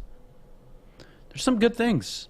And look, more important than the Penei Sewell pick is Amon-Ra St. Brown. When you nail a guy in the 4th round, and he's not only a starter, but the best player on your team offensively, that's a home run, guys. You're talking that contract, for that price, for that production. He outplayed Devontae Smith, who went, 10th overall? Only Jalen Waddle was better, and Jamar Chase. Any other wide receivers that were better than him? Absolutely not. Rondale Moore? Nope. Terrence Marshall Jr.? Nope. You nailed the Amon-Ra St. Brown pick, and I think you got to be so happy with what Brad Holmes has given you this year. And then you look at the coaching staff. They have progressed as the season has gone on. And I talked about it earlier on in the show. Leadership. What is the definition of a leader? Do you have a leader in your locker room? A leader as a head coach who can drive you where you want to be. And when a head coach makes a decision 6, 7, 8 games into his first ever head coaching job that he's going to relieve the OC of his duties, and in the micro it may look like there's chaos, it may look like that something is going wrong, but in the macro it works out, that is a leader I can get behind. Now, we want to talk about on-the-field production, on-the-field results. I know it's not the best, believe me. Believe me. But I'm going to disagree with you guys in the chat. St. Brown is great, but he won't be more valuable than Sewell. That is not theoretically true. One is a 4th-round pick, one is a 1st-round pick. One was expected to be this good, the other was not. And what does that have to do with anything? Why does one have to be more valuable than the other? I don't know, honestly. I don't get how that makes... They're both valuable. I don't know. It's not much harder to get an O-lineman right. No. When you're picking an O-lineman in the top 10, you better damn get it right. Yeah, you better. I mean, no. We're not talking about drafting an O-lineman at the end of the 1st round, early 2nd, early 3rd. We're talking about a top 7 pick who was the projected, quote-unquote, generational type talent going into the draft. Don't want to hear it. Sorry. St. Brown is just as valuable as Penei Sewell. He just is. Look at the record when Amon-Ra St. Brown has been involved with the team. Last 8 games, 9 games I could argue. 3-5-1. And really over these last 6, what are they, Jeff? 2-4? Yeah. Mm-hmm. They're a much better team because they can move the ball on offense now. They have 1 wide receiver. They need another. But going into the offseason, you're feeling really good about this. DeAndre Swift, do you need him? Do you need him? What can you get for him? Not sure. Probably not much right now, given his health concerns. He will play for the team next year. I think hopefully he suits up for their whole season. But what do you do with DeAndre Swift? You keep him to me. I don't think you trade him. And only because you have 2 years on a cheap deal with him. You know what I mean? If people want to pay him, so be it. But 2 years, if you have DeAndre Swift on your roster and you can use him, so, I mean, do it. But right now, to your point, you just mentioned it, trade value isn't the highest. And number one, he's a steal. I mean, for what you're paying him, 2nd round pick, someone's going to want him. So if you have him now, keep him. I mean, me and Neil had this conversation. I asked Neil the same thing. I said, what do you do with DeAndre Swift? Because he's a guy who's injury prone. He's a guy who's, hasn't really shown he can handle a big load. So now with Neil, he said the same thing, and I agree with him. He said, listen, you have him for 2 years, cheap deal, let him walk after that. Or you trade him on his last year of the deal. So DeAndre Swift, to me, man, you keep him. And this team, you can't start getting rid of these players before you even start winning games yet. That's my opinion, but it is what it is. Yeah, look, when you have a draft where you hit on 2 players, if I told you that Brad Holmes in 3 years, every draft he hit on 2 players, and when I say hit, I'm talking top-level starters. That's how you build a football team. Now, the interior linemen, not the best season, not the best supporting cast, so maybe they improve next year, but I think you saw flashes of them causing havoc in the backfield, enough to where you have confidence in them moving forward. So, yes. Is Sunday's win the end-all, be-all? No, but it's a good way to end the season. And I don't care whether you were picking 1 or 2. There is no quarterback. And I liked what I saw on Sunday. And going into the offseason, again, you're not going to be a 3-win football team next year. If you are, Jesus Christ, I don't even want to envision a reality where this is a 3-win team next year. It's impossible to me. Impossible. Can't happen. No chance. They're too talented. When I say they're too talented, I mean I expect them to be too talented. Because I have Brad Holmes as my GM, who will pick 3 to 4 luxury players that should be able to step into this team. You will get some of your better defensive players back. Jeff Okudah will be back. Will he move to safety? Or will he just get hurt again and then you just have to cut ties? Who knows? So much football to talk about all off season. I am really excited for it. But again, you have to acknowledge they did improve as the season went on. I was the one who said they could go 0-17. Yeah. And damn it, for the first 9 weeks, that was a scary possibility. Yeah, wasn't looking. All right? So the fact that they did improve with a depleted roster and the coaching decisions they made mid-season, oh, look, I'm not saying they're world beaters. I'm not saying they're going to win you a Super Bowl. But you know what? There's leadership there. There is leadership there. And as long as there's good leadership, you can overcome any injury, any bust of a draft pick, any bad trade, any bad coaching call. Doesn't matter. As long as there's real leadership, you can overcome anything. Speaking of overcoming anything, overcome losing money by winning money on MyBookie. Guys, MyBookie is the place to be in 2022. You know what to do. Sign up today using code Woodward. They'll match you dollar for dollar up to $1,000. You put in 100, they'll give you 100. You put in 2, they'll give you $200. Guys, MyBookie is where it's at. Don't forget to bet on the Wild Card Super Weekend. I am so excited for it. I'll be betting on Saturday. I'll be betting on Sunday. What about and tonight's I'll be betting game? on Monday. I'll do what the hell I want. What about tonight's game? I'm not betting on tonight's game. Why? It's the chip. I am not supporting 2 coaches with my money who are complaining about NIL, which we'll get to later. Sometimes that they're the best team. Shocker. They can shut the hell up. I'm not interested in hearing Kirby Smart and Nick Saban, who have top 3 recruiting classes every year, say that NIL is not a good thing for the sport. They can shut the hell up. Having said that, guys, MyBookie, bet from anywhere, anytime using MyBookie. And of course, if you have a gambling problem, call 1-800-270-7117. Hi, I'm Kay Cunningham. I'm proud to partner with Hall Financial, the mortgage company known for 5-star service. Don't just take my word for it. Check out their 5,000 5-star reviews for yourself. Go to callhallfirst.com and get started with your 5-star experience today. Make sure you download the Woodward Sports app in the App Store and the Google Play Store today. Take Woodward Sports with you wherever you go and listen live on your phone or mobile device.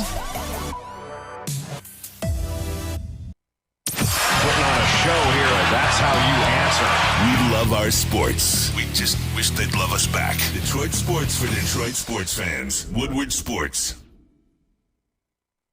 Welcome back to the Morning Woodward Show, 9:12 here on a beautiful Monday morning. The weather, not the best, but hey, it's Michigan. You got to deal with it. Having said that, Jeff, let's get into it. Do it. The playoff seedings are finalized. So let's start with the AFC. All right. The Tennessee Titans have clinched the number 1 seed. May I say... Yeah, Vrabel's Coach of the Year. I'm changing Coach of the Year. He is. I love LaFleur. I'm done. Totally deserves it. And if they give it to LaFleur, I'm so happy for him. But gosh, dang it. When you're wrong, when I'm wrong, I'm wrong. I mean, It's not about being wrong. Mike Vrabel, you're 12-5. You lock up the number 1 seed in the AFC. Yeah. You beat damn good football teams along the way without your best player. And Ryan Tannehill at quarterback. Excuse me. That is the Coach of the Year for me. It is. I was on the LaFleur train all year. But man, even if they beat the Lions on Monday or on Sunday, it didn't matter for me. Like, look, again, if they come out with the voting and LaFleur does get it, I'm all for it. I think he deserves to be a Coach of the Year winner. Having said that, Vrabel deserves it just as much. tough not to give it to him. Yeah, and I've been on Vrabel all year, and I changed because it was kind of sort of the bias. I mean, I wanted Matt LaFleur to. I mean, listen, the last 3 years, he's had a tremendous last 3 years. He hasn't won Coach of the Year, so maybe that's me wanting to win it this year. But Vrabel, my God, I should have stuck on that train because considering, I think the statistic came out, the Titans have played more guys from practice squad backups just because of COVID than any team in the NFL, and they won their division. So give credit to Mike Vrabel, man. Hell of a job this year. Deserves Coach of the Year. I mean, technically, he's deserved it all year because considering he lost Derrick Henry, the most important player on his team, and Ryan Tannehill, I mean, listen, the guy's a great quarterback, but Ryan Tannehill, I mean, is not better than Aaron Rodgers. We can get that straight. So Vrabel did a good job, man. In a division where we thought the Colts would sneak up on him and catch him to a certain extent. So give Vrabel credit. You lost your best player, and you still kept the number 1 seed in your division. So deservingly so. We'll see what they do this week, though. They have the bye week, and they get Derrick Henry back. Let's get into it. The number 2 seed, Kansas City Chiefs, will be playing their heated rivals, I should say. Oh my! This is going to be a blowout. The Chiefs play the Pittsburgh Steelers, and I feel bad for Ben. I know they made it, and they're excited. And I know Steelers fans were at the edge of their seat last night, waiting for that Carlson field goal to go in. But, guys, you want to talk about blowout of the weekend? You're talking 35-13, 42-17 type game. It's going to be bad. It's going to be bad. Ben Roethlisberger threw for 120 yards against the Baltimore Ravens, and they won. They can't move the ball downfield. You stop Najee Harris, you basically stop the offense. Steelers aren't doing anything. The defense is what keeps them alive. And I don't think that defense is going to be able to stop the Kansas City Chiefs, who, may I remind you, are now 12-5 after starting the season, 2-4? Unbelievable. Spagnola's done a hell of a job with that defense. I've got the Kansas City Chiefs walking all over the Steelers, Jeff. I could see the Steelers giving the Chiefs, at least their defense, giving the Chiefs problems for maybe the first half of that game, but I could see the Chiefs running away with it. I'll say, listen, the 30 sounds good and the teens sound good for Pittsburgh. I would say, something around 34-17, maybe something like that, 34-13. I mean, the offense for Steelers they won the game against the Ravens, and Tyler Huntley threw 2 bad interceptions, and they won by only scoring 16 points. They're in for a tough game against the Kansas City Chiefs. This is a team that's averaging almost double what the Steelers scored last week. So we'll see. I have the Chiefs in the Super Bowl. That's been my pick all year from the AFC, so I'm going to stick by it, and I have the Chiefs winning pretty dominantly. So. All right. Well, the next game, Buffalo, New England, division rivals, will be playing. That's going to be a toss-em. That's a tough game. Both teams split the regular season game, so I'm excited to see how that plays out. But that is your 3 and 6 seed. Yep. And then, of course, the interesting matchup. One of these guys are going to deliver their first playoff win. Derek Carr or Joe Burrow. Jeff? Oh, God. Well, sorry, Raiders. You're going home. And number one, it's going to be tough, actually. I shouldn't say it'll be that clear-cut because Joe Burrow, he had that knee injury. He's having the week off. Now he's coming back, and he's going to play against the Raiders, a very hot Raiders team. So it's going to be interesting to see how this progresses, but the offense for the Bengals is just going to be too much, man. I mean, the Raiders all year have struggled at cornerback. They have a good safety, Jonathan Abram, but my God, cornerback, they struggle, and they're going to find out the hard way when Tyler Boyd, T. Higgins, and Jamar Chase all go for 100 yards on them. So give me the Bengals. It's going to be tough to slow them down, and I could see them, again, kind of like the Kansas City Chiefs scoring 30+. And they're going to be, yes, the Raiders can run the ball, but so can the Bengals. And they have a good quarterback. So give me the Bengals by, I would say, probably 10 points. Yeah, I think it'll be closer. Yeah, I'm with you on the Bengals, but breaking news. What's up? The NFC North may change very well in the near future. The Minnesota Vikings have fired not only Mike Zimmer, but GM Rick Spielman. Wow. The coaching fire, I get it. The GM one surprises me. Talk about a GM that's drafted some really good players.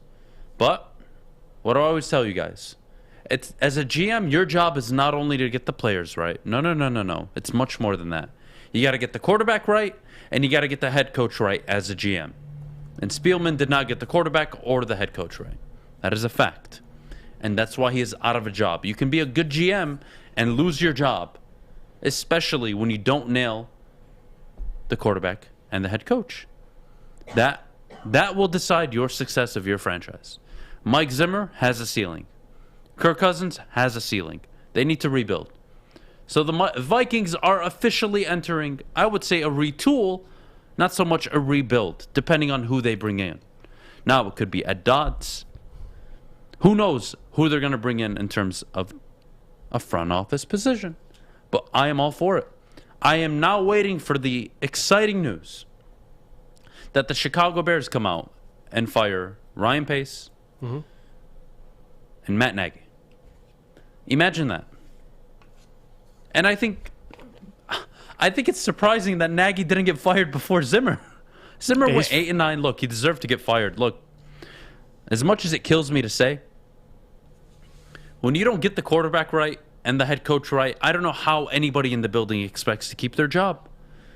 And when your quarterback is Justin Fields as a rookie who's been hurt, Kirk Cousins who's been average all of his career, and you're not winning games, you're going to get fired. I don't care who you are.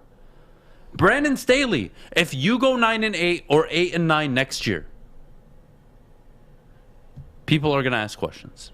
It's that simple. Welcome to the NFL, where everybody is on a hot seat when you don't win football games. So here you go. No, I don't think Spielman should be the GM of the Lions. Why the hell would you do that?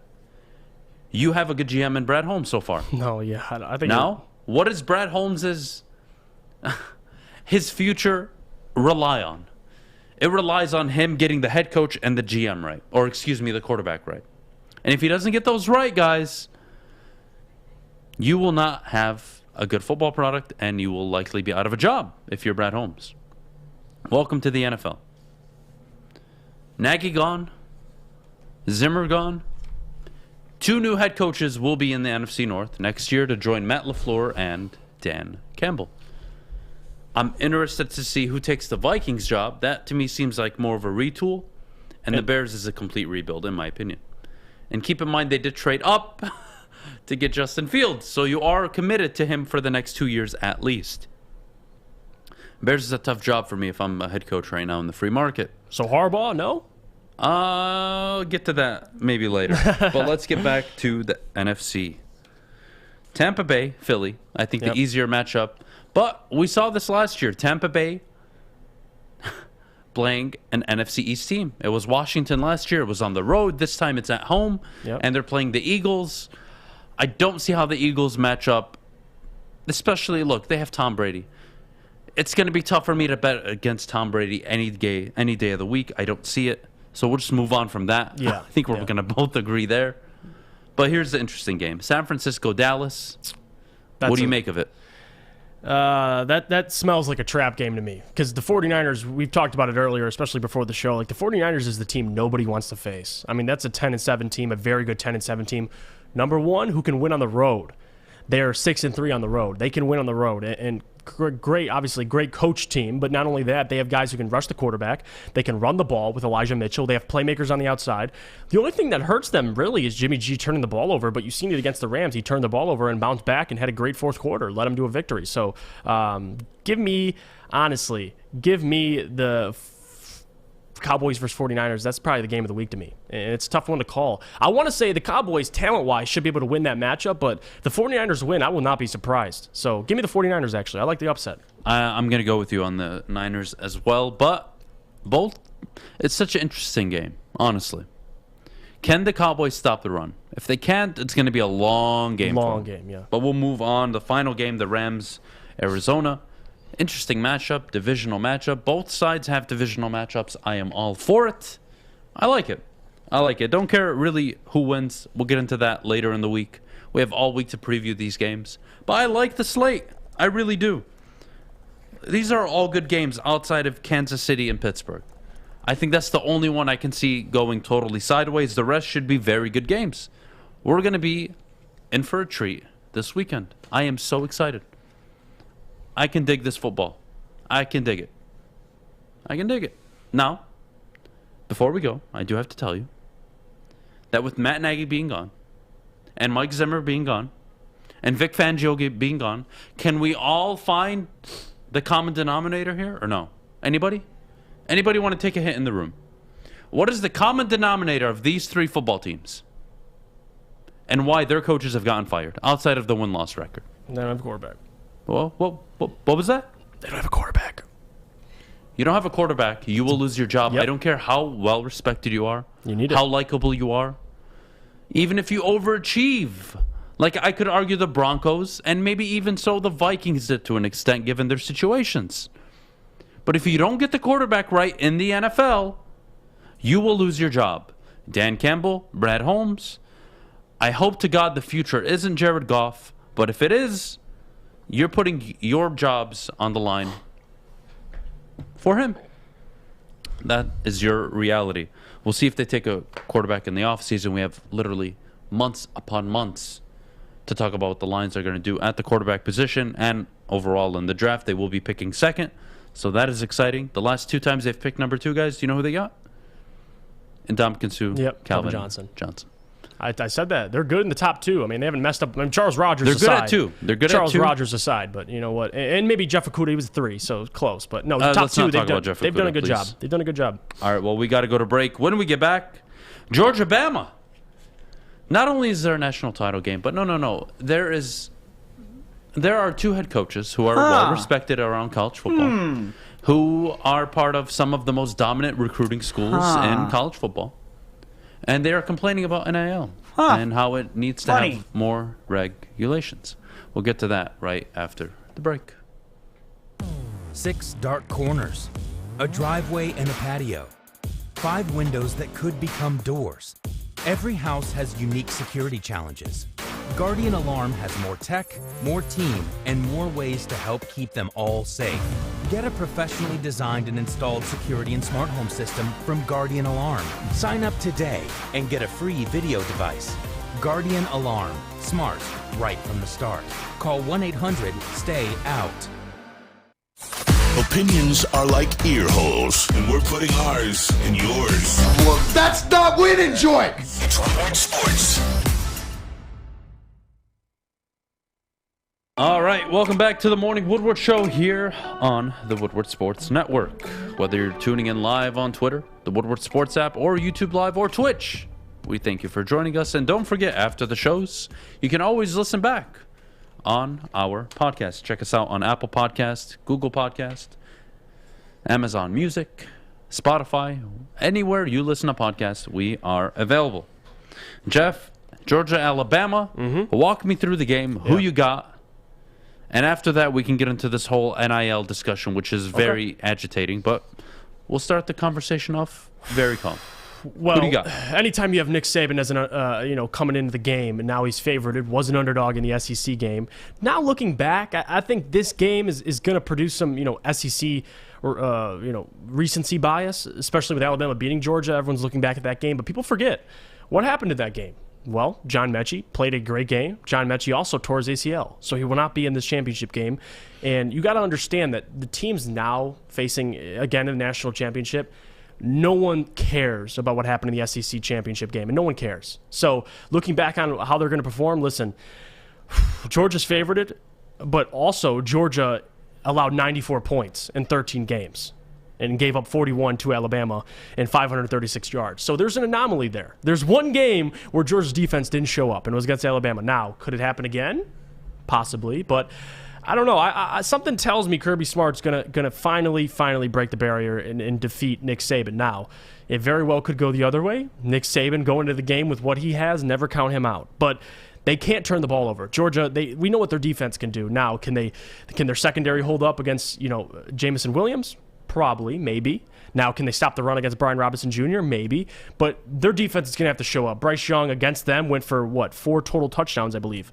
He had 1 on the ground and 3 through the air. So if they can hold Bryce Young and make things tough on him, get after him, make him run outside the pocket, maybe they have a chance. But Stetson Bennett, he can't turn the ball over, man. He can't. Last time he played Alabama, he had 2 interceptions, put him in bad spots. And that defense, despite giving up 94 points in 13 games, if you have a short field against Alabama on that offense, you're done. So if Stetson Bennett can, not turn the ball over, which, he had a career high in yards against Alabama, he just turned the ball over. If he can limit turnovers and their defense can play as well as they've been playing, I got Georgia winning this game. But again, you're going against the Heisman winner. So Bryce Young, guy can make plays. So it's going to be a toss-up, but something tells me Georgia's going to finally get over the hump. Something Well, tells me. until they do, it's kind of tough to pick. It's tough for but- them, so I don't blame everybody taking Bama with the points. Vegas is really interesting and really concerning me right now. They're actually favoring. Like for me, I would rather lose with Georgia if I'm a shark. I'd rather put the money in favor of Bama. And you know what? Take the loss if the anomaly happens, which is Georgia and Kirby Smart finally beating Alabama. The line is very interesting. Tough to pick against Bama, but breaking news, Matt Nagy officially fired. Yep. From Chicago. Why the GM has not followed suit is beyond me. Pace needs to go. But here we go, guys. Two head coaching availabilities in the NFC North. I could argue the Bears' job is a total rebuild. And the Vikings' job, you could turn it around. But in less than 2 years. But quarterback. If you can nail the quarterback. There you go. And honestly, if you can bring in a better offensive coach, I bet you could make a playoff run with Kirk Cousins. I'm not saying you can win it all. But I think you could challenge for the division, win 11, 12 games with Kirk Cousins, with the right head coach. But I like to say it like this. Kirk Cousins this year, what does he have, 30-something touchdowns? I think it's 35 touchdowns, near, under 10 interceptions. He had a great year statistically. No way, guys. What? No way. Brian Flores is out as the Miami Dolphins head coach? Are we serious? It's got to be for the start of the season then. Weren't they 9-8 this year? Yeah. he's and out. 10-6 last year?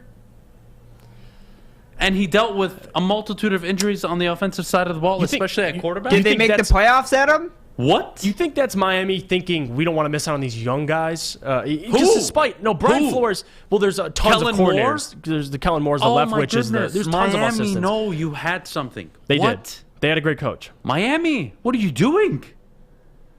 Oh man, Miami. I guess they're going for Jim Harbaugh. That's the only thing that makes sense. No way, Miami. What?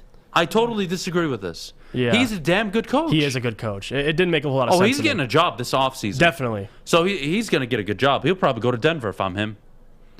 If I'm Brian Flores, I'm putting my name in the ballot for Denver. He could turn that defense. Woo! Oh, no. I do not like that move. Miami, what are you doing? That's a good football coach. Yeah. Would they win 7 Miami, straight? you are a mediocre franchise. Didn't they just beat And the in Packers? the last 2 years, you are 19-13. Wake the hell up. Didn't they just beat the Patriots too? Yeah, they just beat the Patriots in the last Pretty game of the year. convincingly. Well, I don't know if I agree with that, but it's Miami ownership. So. Okay, I just don't get it. Bad decision, man. I don't know. Wow. Brian See? Flores just got Jim Caldwell. No, I don't just even wanted think to see that was your the reaction case. to that. It's totally different. One guy spent 4 years regressing. The other, 2 years, 10 wins and 9 wins.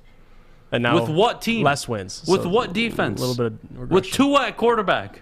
I know. Oh my goodness. Oh no, I know. Miami. Enjoy going back to the gutters. Jacksonville, Denver, you got to look at Brian Flores. I'm telling you right now. I like him so much as a coach. I do not like that trade. Or excuse me, I don't like that fire. I don't like it at all. I don't get it at all. Jeez. A lot of firing. It's what do they call it? Black Monday? No, seriously. Isn't that what they call it? They call it Black Monday. This is where all the NFL coaches get fired. We've already got 3 this morning. Vic Fangio yesterday. Wow. Wow. Harbaugh to Miami. I'm telling you guys, that makes sense to me. Harbaugh to Miami. It makes sense. I don't know what makes sense anymore to me. If Frank Wright gets fired, Harbaugh to Indianapolis. See, apparently Harbaugh to everything. I mean, he should be. Yeah. The guy spent 4 years in the NFL, went to 3 NFC title games. He's going to get an interview. Of course he is. He's a damn good football coach. Yeah. Like, we're so naive. It's so funny. Unbelievable. What are we doing? NFL, wake up. Brian Flores, what the hell does this move mean for the AFC East? You've got Josh Allen in Buffalo with Doug McDermott. Or Sean McDermott, excuse me. Bill Belichick, Mac Jones. Like I like Brian Flores. Jesus Christ. What did you want Brian Flores to do? Like, dominate the division with the Bills and the Patriots? Like, he's doing everything. The guy won, 7-8 straight? Like, and listen, they didn't have a good start to the season, but again, Tua was out for a couple of those games, so I think it's very unfair to fire him. But again, I mean, organizations what about Detroit picking up Flores as offensive coordinator? He's a defensive DC. guy. He's not even offense. I wouldn't even acknowledge it. William in the chat, Harbaugh wasn't even good in college. What makes you think he'll be good in the NFL? I don't know, William. 3 NFC title games and a Super Bowl appearance. How about that? That is, what does Detroit know about winning football games in the playoffs? Oh wait, what do they know about getting to multiple NFC title games? Does William not understand he coached in the NFL at one point? I don't think he knows that he coached in the NFL before. He must not. Well, look, I want to ask Sawyer this because we're totally off topic, but damn it, we're talking about coaches getting fired right now. We have to continue. Sawyer, you're a Colts fan. Yep. What are you doing with Frank Reich? I don't know, man. It's a tough. That's not what decision. I wanted. I mean, I feel like people are calling for his head right now. And, I mean, rightfully so, because he just blew it at the end of this season. I mean, how do you lose those last 2 games? But, I mean, I'm probably probably fire him, maybe try and get Harbaugh, see what happens, maybe see if we can get Flores. I mean, if we get Flores with our defense. If I told you get Flores or Harbaugh tomorrow, would you fire Frank Reich? Probably, yeah. I love that. I mean, I would take Flores, man. Like, I'm imagine him with you, Darius Leonard. I can't believe this guy is defense available would be on the free market right now. Not only is he getting a compensation package to sit home, he's going to get a job literally in the next 2, 3, 4 weeks. Unbelievable. Brian Flores out of Miami. That is the absolute shocker of the day. I love him as a coach. I think he's fantastic. It reminds me a lot of Mike Tomlin. Yeah. It reminds me a lot of Mike Tomlin. I can see that. I see a lot of discipline on that team. They do the little things right. The open field tackling. Now, Miami isn't perfect. Don't get me wrong. But imagine, oh my goodness, Miami. Jesus Christ. Imagine Brian Flores with like a dynamic quarterback. Like you go somewhere where there's a real quarterback in place. Listen, I mean, India is not the place for that, and neither is Denver. No, you got to find it. There are jobs out there, guys, where if you get the quarterback right, coaches, special. You're winning your division the next year. Or you'll at least be a playoff team. Denver, easily a playoff team next year, if they get it right. Miami could be a wild card team. They're 9-8 this year after starting 1-7. Holy crap! I can't believe Brian Flores is actually gone, and he's on the free market. Jeez, what a time to be alive! What a time to be alive! Oh my goodness, what this does for the Jim Harbaugh speculation. Miami's open, Chicago's open, Minnesota's open, Denver's open, possibly the Colts. Likely the Houston and Indianapolis will be open. Holy crap! We're gonna have about 6, 7, 8 new coaches in the NFL and GMs probably. Oh, wow. Oh, wow. Flores didn't believe in Tua. Maybe that's why he's gone. Who knows? That's Flores, I'm telling you, Flores to Denver or Flores to Indianapolis would be absolute with home those runs. defenses, my would God. be absolute home runs. Yeah. My goodness. We got to go to break. I love Mondays in the NFL. Oh, my God. There's no better day in history than when all these people get fired. Oh, my goodness. Crazy. So much content this morning. I got to throw away the whole sheet. Nagy gone. Zimmer gone. Flores gone. Oh, my God. Yes, this is what I want on a Monday. Thank you. Thank you. We got to go to break. Amon-Ra St. Brown. Steal of the draft. Yes or no? We'll get to that after the break. I'll see you guys in a bit. Fellas, football season is here. It's time to make your grooming experience easy like Sunday morning. Get to Lady Jane's Haircuts for Men. Walk in, relax, watch your favorite team play, and before you know it, your hair will be game ready. Get to Lady Jane's, open 10 to 8, 7 days a week. Walk in anytime. It's wicked awesome. Make sure you download the Woodward Sports app in the App Store and the Google Play Store today. Take Woodward Sports with you wherever you go and listen live on your phone or mobile device. Live from Woodward Avenue. That's why we're called Woodward Sports. Detroit's radio sports network.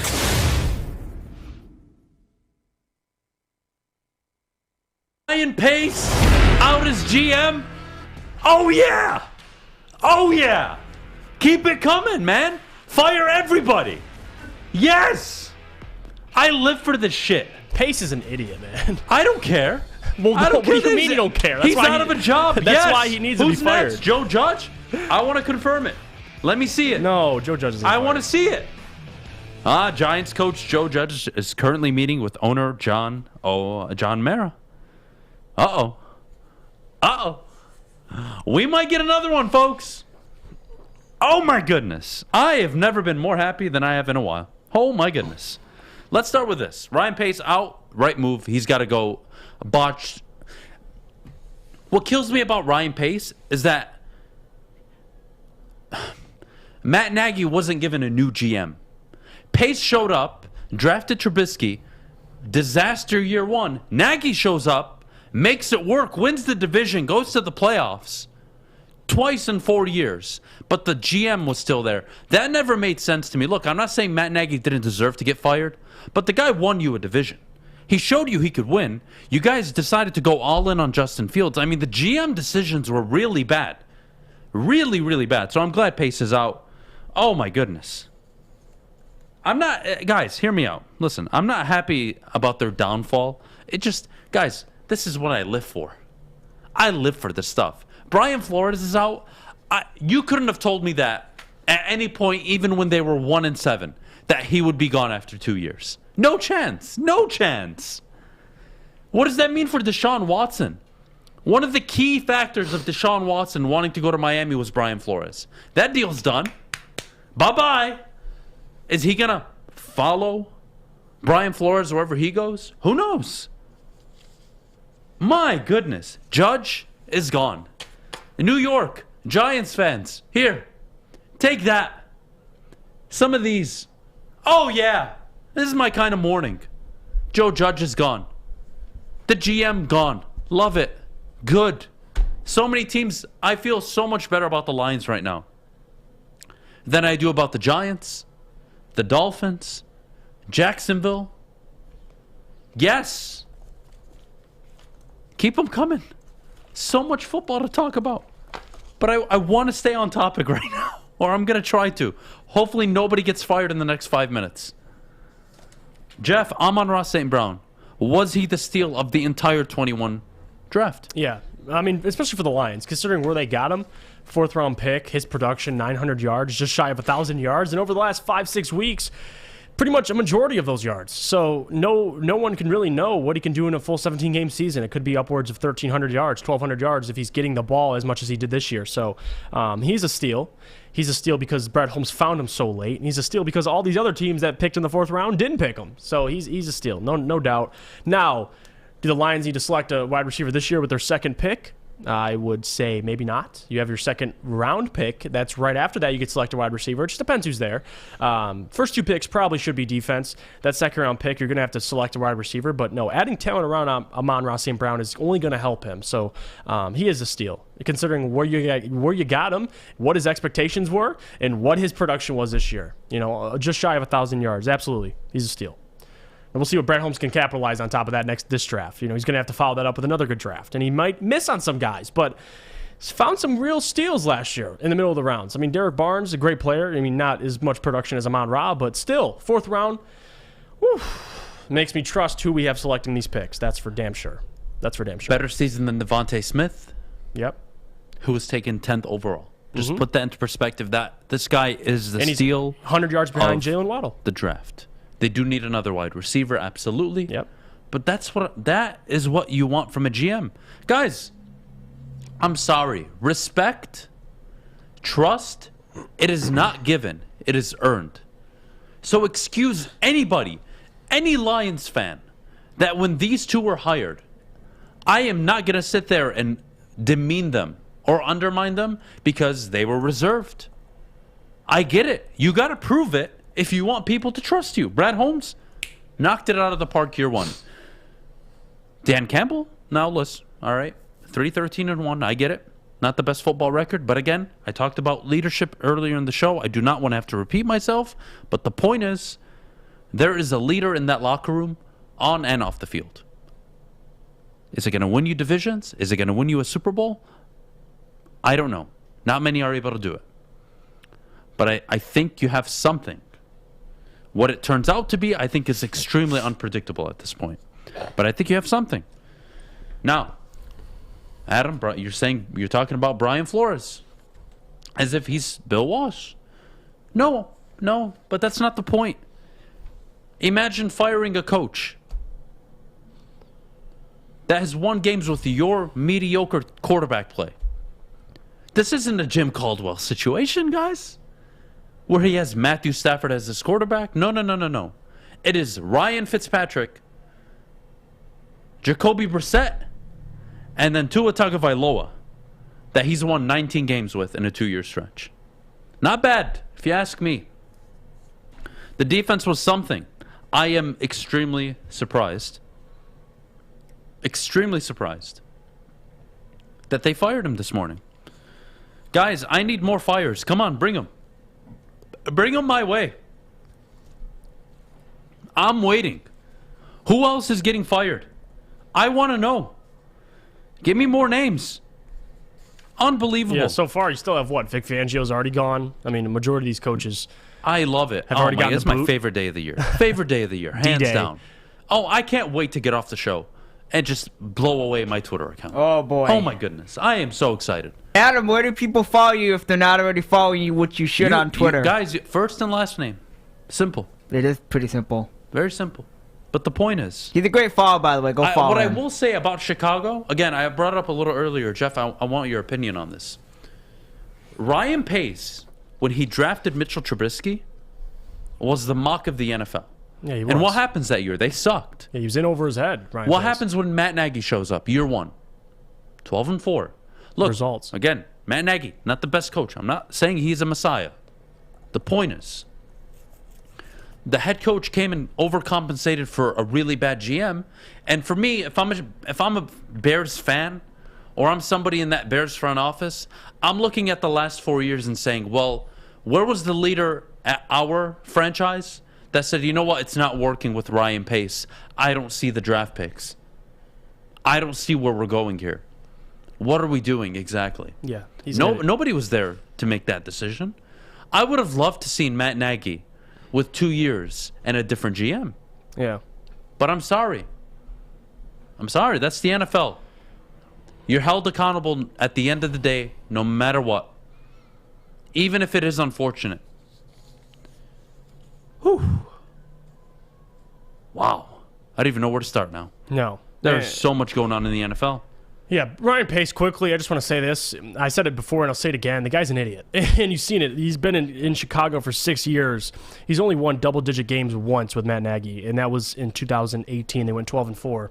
Every other season, we'll go through it. 6 wins his first season, 3 wins, 5 wins. They've regressed. 12 wins, and then they had 3 straight 8 wins, and then 6. Like, the guy is incapable. Talk about people in over their head. That's Ryan Pace, and deservingly so. Should have been fired 3 years ago. But at the same time, it is what it is. He's finally fired. The Bears going to be looking for not only a new GM, but a new head coach. So they have a chance to fix it. We'll see what they do, though. They can get a Jim Harbaugh. They can get those guys.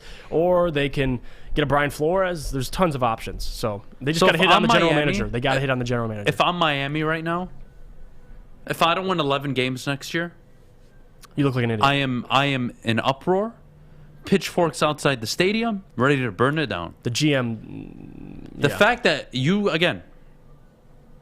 how Brian Flores loses a job where he wins 10 and 9 games in one of the harder divisions in football with Bill Belichick and then McDermott and Josh Allen with a rookie quarterback, second year now.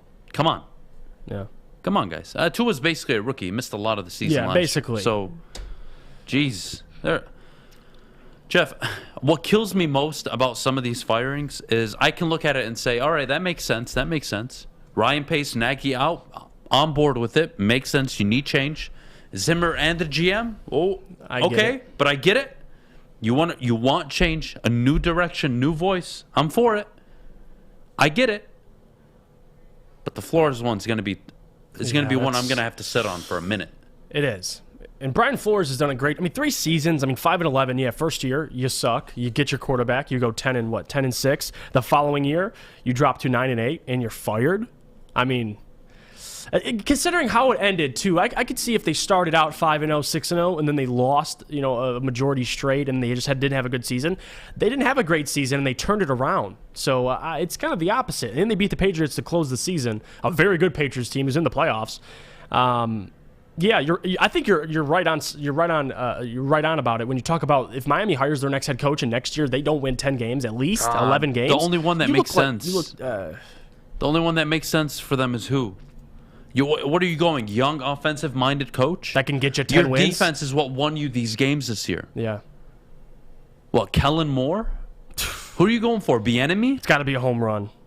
You're not going for Bieniemy. I know Miami for sure isn't going for Bieniemy. So who is it? Kellen Moore? It's not Joe Brady. It just got canned.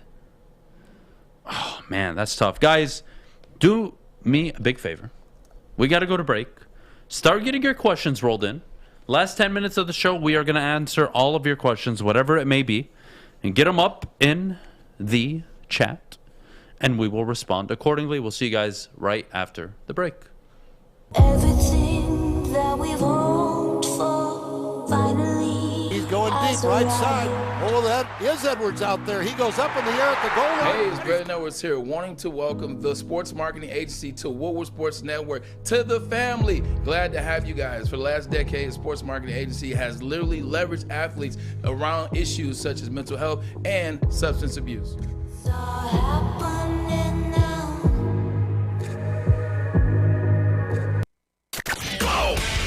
Detroit Sports on Demand. DeAndre Swift, he's going to take it all the way for the touchdown. Open in the corner, he triple. Make sure you download the Woodward Sports app today. Take us with you everywhere you go. Search Woodward Sports Network or WSN Live. So the GM is staying in Miami. I find that extremely interesting. So if the GM and the owner are not bought into the head coach, what the hell does that say about that team moving forward? When you fire a guy like Brian Flores, that means he's not getting it done. He's underachieving. And that you need to overachieve next year, which I could argue is 11, 12 wins. Yep. Good luck doing that next year, Miami. I honestly am very upset. And I think the Kellen Moore hire makes the most sense. But we'll start with this. Should the Lions go for Jake Moody to have a reliable kicker? No. I like Riley Patterson. I like Patterson, too. I think you keep him. I like the kid. He's done a really good job for the Lions. I have no problem with it. I really don't. I don't think when we're not talking about the kicker, that's a good thing. Yeah, haven't mentioned him. So when you're not talking about a kicker, I think that says everything you need to know about that position. Now, there is a single comment in here that I absolutely love. Half-ass rebuilds don't work well. Absolutely. Middle of the pack is irrelevant. Either you're a good football team or you're not. Yeah. You falling in this little 7-10 radar, 6-11, not doing you any good.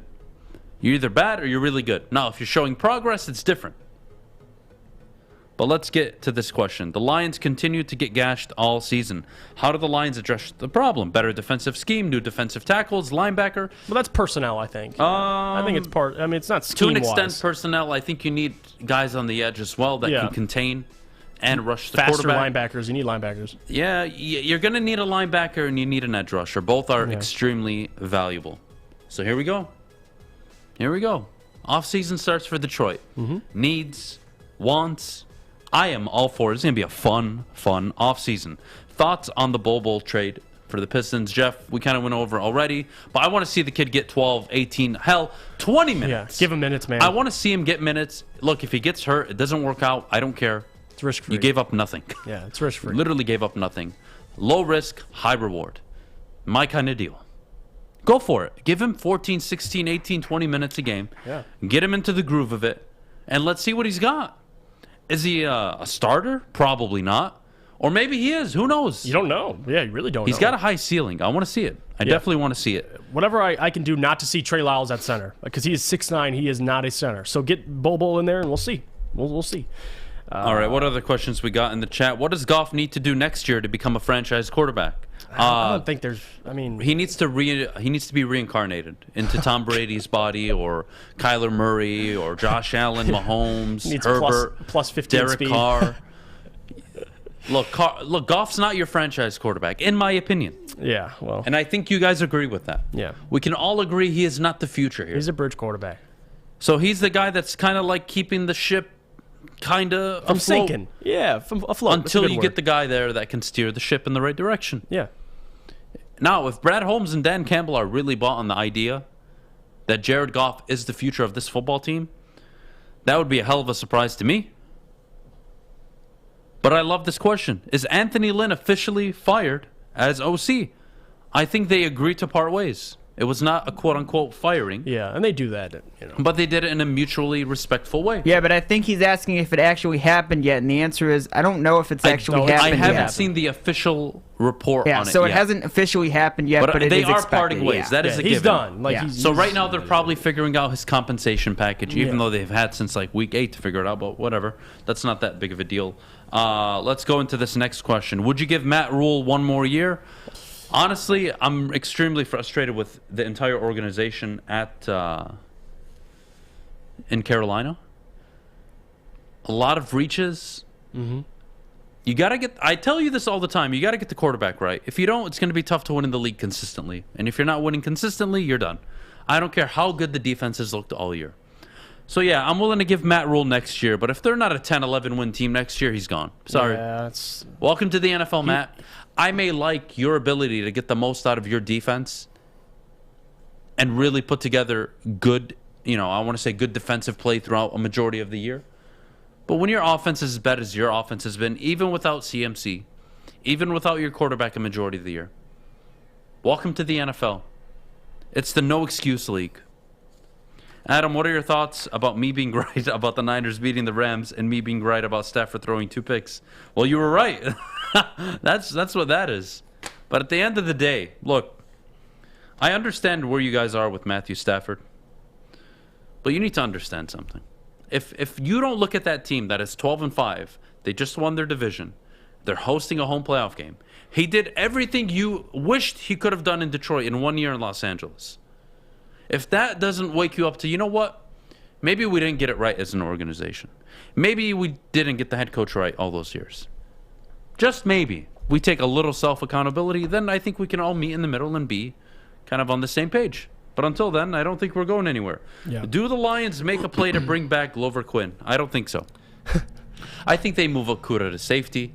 Now, is that a reality? Is that something realistic? Probably not. Who knows? But you got to get something out of Okuda. And if he's not working out at cornerback, Jeff, I don't have a problem with them moving to safety. No, I don't either. I think it's a matter of what you can get the best out of Jeff Okuda. I mean, listen, you're stuck with him. He's your number 3 overall pick. Now, what does he play better? I don't know. Can he play safety? Is he better at safety than he is cornerback? That's up to Aaron Glenn to decide that. So we'll see. But I want Jeff Okuda on this team. We'll see what he can do. We're stuck with him. So, all right, I like this question. Does Flores go to Houston if they fire David Culley, which I expect them to do? That's the thing I don't get, too. Is Deshaun Watson playing, guys? Why Honestly. is David Culley? I get David Culley. Say what you want. But why is he getting fired already? Because the same way why, what's his face? We knew... the ugly dude, white dude from Cleveland. No. Freddie Kitchens, same thing. Well, Freddie, there's difference. Freddie took over a very good team and a good roster, underachieved. Houston, sure. we talked probably the worst, if not Lions. Is David Culley the guy to lead the future? We don't know. We do know they beat some pretty good teams. I know. Oh, okay. I kind of think I know. Listen, they weren't competitive for a majority of the year. They stayed competitive with a lot of teams with Davis Mills, frickin' Mills at quarterback. But I get what you're saying. I just don't get the whole evaluation. Okay, David Culley isn't a good coach. Okay, what made you decide that? Well, outside of his record this year, he wasn't on anybody's radar going into last season. So why hire him? He was an interim hire. He was all right. We don't know what's going on with Deshaun Watson. This year is a wash. We're not going to commit to some guy in the future, not knowing what our future looks like. Let's see how Houston's just dysfunctional. No, it's not. It's a crappy situation. If Deshaun Watson is available, and none of that ever happened, they don't hire David Culley. So and they hire a guy. He gets all his assistants in, and then a year later they fire him. Welcome.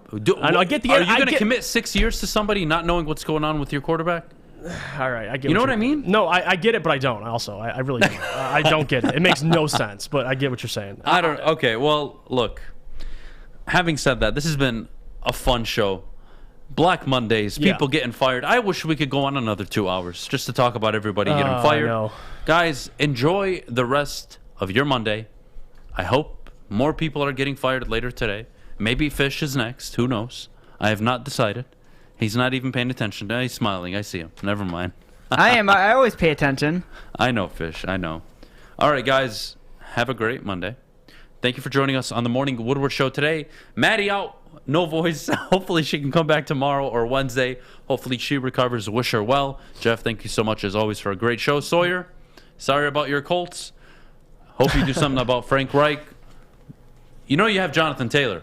Oh, yeah. Running back. They seem probably to run the that. ball. Yeah, exactly. Probably run the ball, man. Carson Wentz has a ramen noodle for an arm, so let's use it, right? All right, guys. Enjoy it. We'll see you tomorrow. Thanks so much for tuning in. Big D Energy at 11 o'clock.